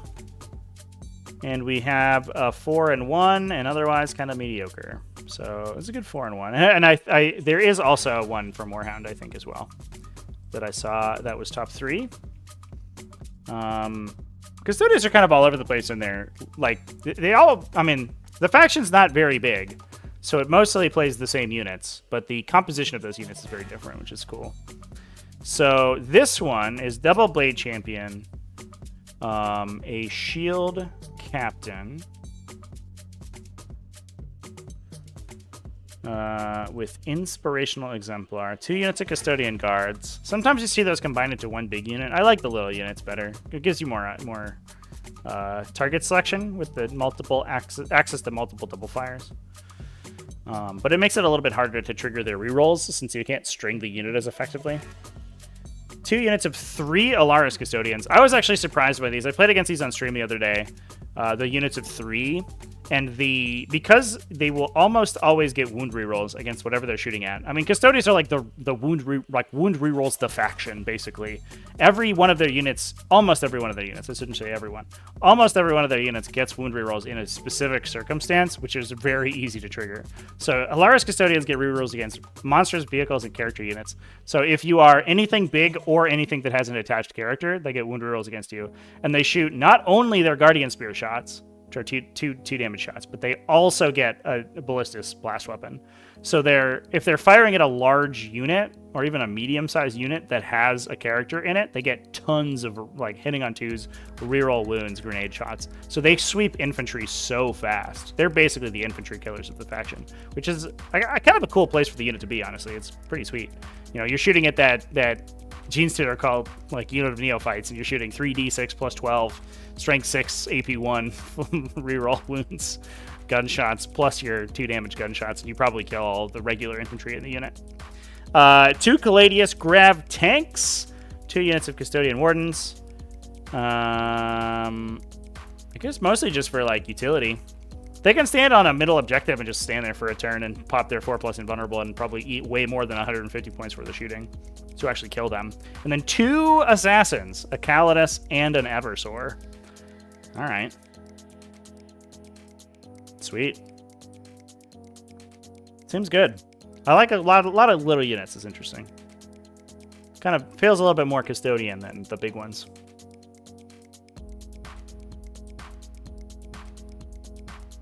Did anyone go Titans? I guess you can technically play one Warhound, right? I guess you could play like a Warhound plus Imperial Agents. Is that legal? I don't think you're allowed to play Titans now because you need a detachment ability. So if you don't have any legal detachments to play, you can't play the faction. So I don't think you're allowed to go Titans, which is, I don't know. It kind of feels weird. I wish you could play without a detachment ability, but it is what it is. So we also have a Custodes from Warhound. Here we go. This was X1. So that was a 3-0. This one starts similar. A Blade Champion with Veiled Blade, so he's got the attack buff. The other one has Ceaseless Hunter, so he's got the reactive move. 2 units of 2 Alaris Custodians for sweeping. 2 Caladius Grav Tanks. 2 units of 6 Wardens. Woo! And a unit of Sagittarium Custodians. So I think that we're putting Trajan in the Sagittarium unit. Sometimes his rule's a little bit unclear. Any of the ignore characteristic modifiers rules are a little bit funky with how they deal with weapon characteristics, because it's unclear whether or not a weapon characteristic is a characteristic modifier. If it is, then Trajan lets you go into the unit and ignore like -1 damage and -1 AP and stuff like that. So he makes the Adeptus Custodians much better at shooting. If it's not, then he's a little sad. But then 2 Blade Champions, I think they just go into the Custodian Warden squads probably and make them advance and charge once per game. They're not incredible damage, but they do. They're kind of a good delivery system, and they're good enough. Like 5 attacks apiece with sustain or lethal hits is good enough that they'll probably plink down whatever they charge into. Plus, their weapons being assault means that they get to advance and shoot a lot, which is sweet. And then some Witch Seekers. I don't feel like we see Witch Seekers enough. Scout is such a good move, such a good roll. Plus, they have a flamethrower, just solid. Nice. 1 Warhound, 1 Knight, 2 Exaction squads. I guess that makes sense. Yeah, you could play it in Knights, and you take the single Knight, and then everything else is allies, so that you're actually in a Knight detachment. The best one I saw was you play Genestealer Cults. We talked about this on stream the other day. We went on a deep dive. You play Genestealer Cults, you take nothing but Brood Brothers, and then the Brood Brothers let you ally in Imperium allies. So you can take like Knights and Warhound Titans and stuff. And you just don't play any Genestealer Cult infantry. So you play the Genestealer Cult attachment with no bonuses, which is because none of your models can benefit from them. Which is it's just a really bad Imperial list. But it's very funny. All right. What did we say was last? Imperial Knights. Let's do it. Let's rip this band-aid off real quick here, chat. Nope, that's not what I wanted to click on. Here we go! I didn't click on any of the other buttons. Nailing it. I'm so professional. At least I didn't keep my face cam up for like ages this time.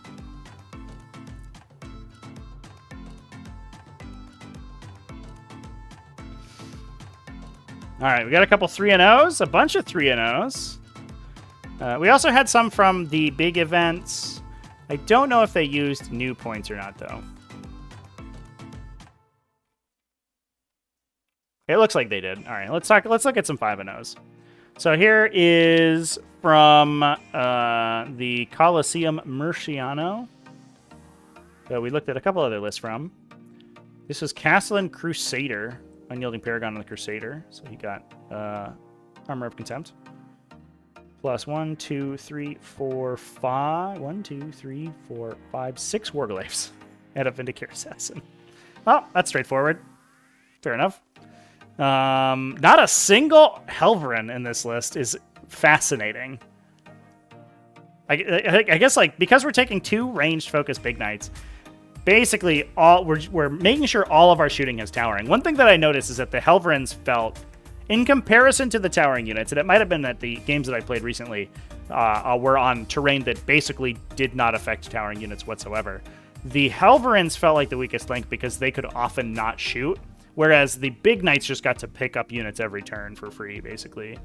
At their new points level, it didn't feel quite as bad as it did, but I did basically end up tabled in all my games. But it felt like if those Helverins had been Warglaves, I think they may have done better because they give a lot more scenario pressure than the Helverins do. Without really, the downside is that the Helverins, in order to do anything, have to expose themselves and then they get picked off. Whereas the Warglaves aren't as worried about that because their output's higher. So I do kind of like this style. You're very limited on your bondsman abilities, though, which is a little bit sad, but it is what it is. What else would we see?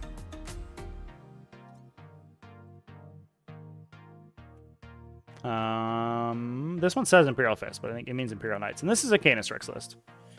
I think these are new... Are these new points? They are, right?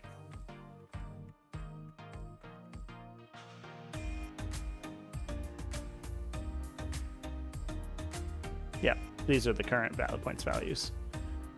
So Canis, double Crusader. Woo, Okay. Hell yeah.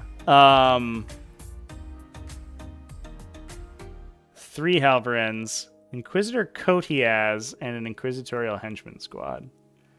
What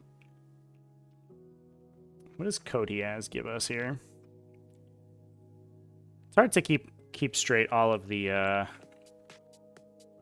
individual agents of the Imperium characters.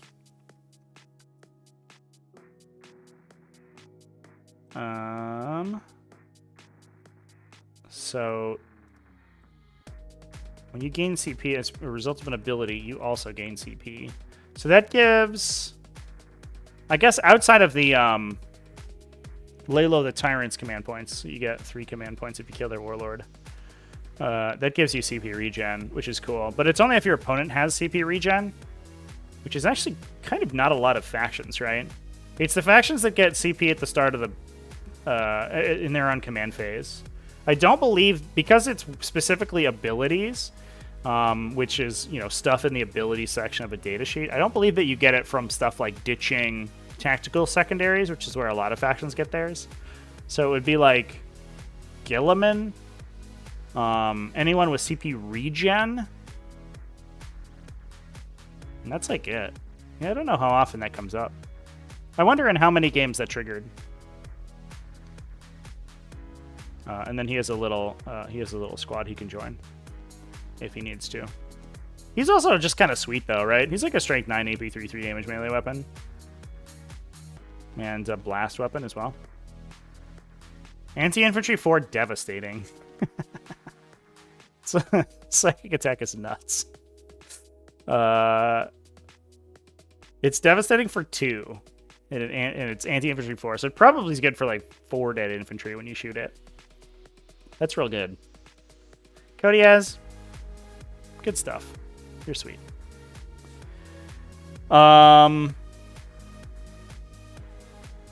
Double Crusader though, yeah. I guess if you don't have much terrain that blocks for towering, that's the way to go. It's a lot of towering DACA right there.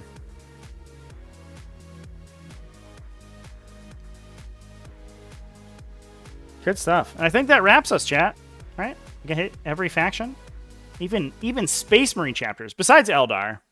People were talking about a Ynnari list. Can we find that? Let's give that a quick go before we sign things off here.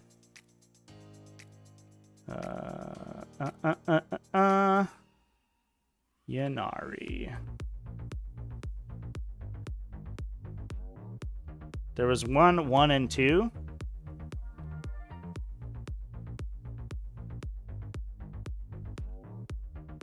Did this do anything cool? Oh, it took some Cabalite Warriors with Dark Lances. And a bunch of Raiders. Whoa. Whoa. So many Raiders. Basically just rocking as many Dark Lances as we can find. That's interesting. I feel like that's less efficient than taking just more Bright Lances, right? Because it's like the same profile. I guess Ravagers are probably like the easiest access you have to multiple Bright Lances. You get 2 Bright Lances for the cost of 3 Dark Lances, basically, on like a Warwalker. But the Bright Lances have 2 rerolls built in, so they're actually probably better. This gives you more like OC2 infantry, though, so I don't know. It's interesting.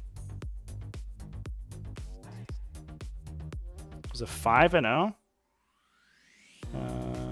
Let's see if I have it here.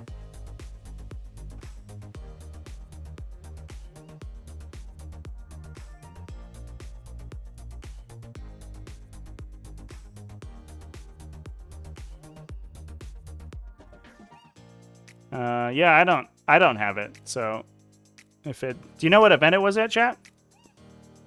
Oh, I guess also Drukhari. We just straight up missed Drukhari. We just didn't talk about the entire Eldar super faction. Let's jump into Drukhari.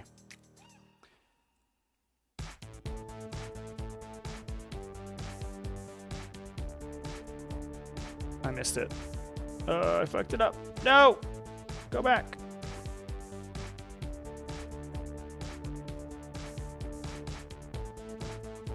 Well, that's not inspiring. Well, we got a 2-in-1. Bandage's Incursion, though. Rip. Drukhari's so interesting. I almost want to play Drukhari. Like, I guess the problem is that it feels like your list composition's like a little bit pre-constructed, right? Because you're like mostly just like rocking Mandrakes and Scourges and Ravagers. Anything that says Dark Lance on it, you just like windmill slam it into your list and then say go. And if Dark Lances are good, then you're having a great time. And if Dark Lances are bad, then you're sad. Which is a little unfortunate.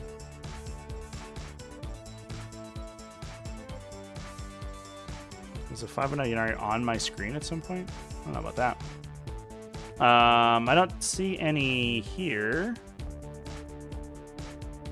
This is a regular Eldar with doing regular Eldar stuff. Oh, this is Ynnari. Well, there you go, chat. They misrepresented their faction. I guess it's tough. I don't know. Is Eldar... and you have to like declare it as an Eldari faction or Ynnari faction. I don't know. It's strange. But this is, yeah, this is actually Ynnari. So the difference is that the downside of Ynnari is that you have to take your reign as your warlord, right?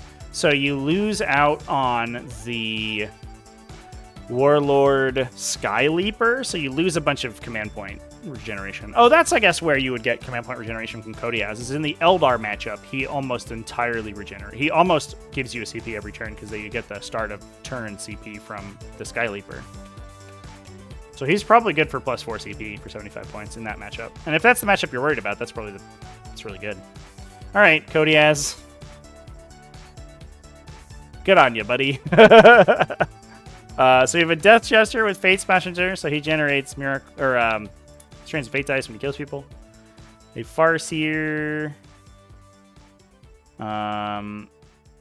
Illic Night Spear for I think he gives +1 to wound to Rangers.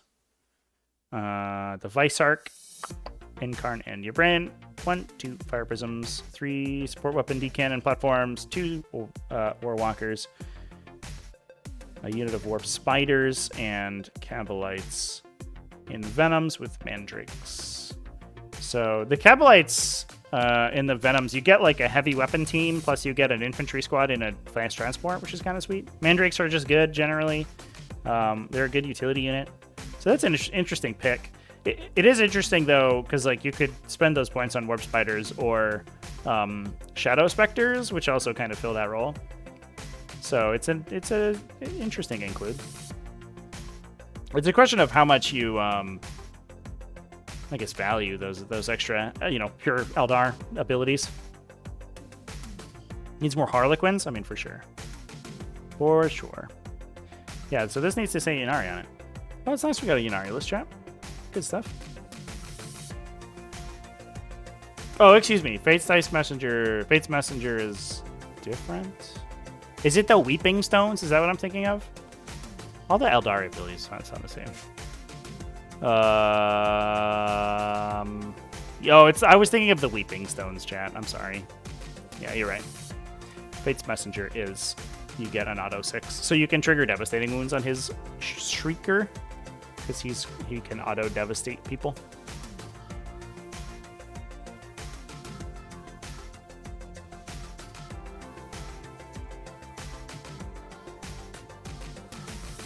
Are there Kill Team tournament lists? I'm sure there are. I don't cover Kill Team on my channel, though, so I haven't ever looked at it, really. All right, chat. I think that's going to be it for us today. We went pretty long today, so that is what it is when we talk about every faction in the game. Interesting to see a little bit of evolution, especially stuff like Orc lists going from like the more Rhino Rush kind of style to having a little bit more shooting, which is kind of cool. Is interesting to see. So I think there's a lot of evolution happening. Tyranids just like doing whatever they want, which is sort of hilarious. You're like, I don't know, is it 10 monsters? Is it 200 infantry? I haven't decided yet. We're taking whatever. That actually speaks to kind of the health of the faction, which is kind of sweet to see. Definitely, I think helps that they don't have to sort of bend over backwards to score secondary. So that's definitely a benefit there. So yeah, I don't know. I think that's about it. Not too many other takeaways we can have. Next week, we'll probably go back to talking about more of the top meta stuff because I think events are going to start using the newest points.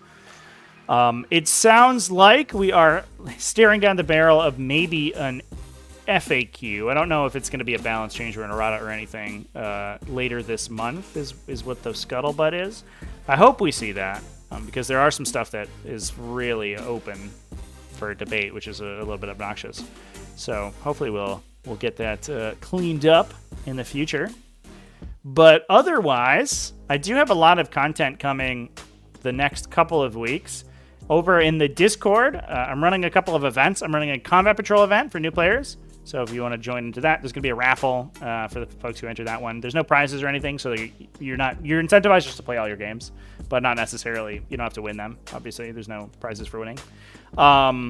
Whereas there's also GT being scheduled. That's going to have a mid-event list change. So if you want to swap your lists out after round 2, you can. But otherwise, just going to be a 5-round GT for T5S 2 points and prizes and stuff. You can go check those both out. ! Discord in the chat should get you the link. Otherwise, you can just go to my website, and then you can find the links over there. And that is all happening because the new online circuit season is started this week. So new events started for that, and those events are going to, or at least the GT is going to mesh into that. In addition, the last season's invitational is going to start next week. So if you're interested in seeing some super high-level competitive 40k streamed on here, then I'm going to stream it on this channel. Please come visit me for that. So I'm excited.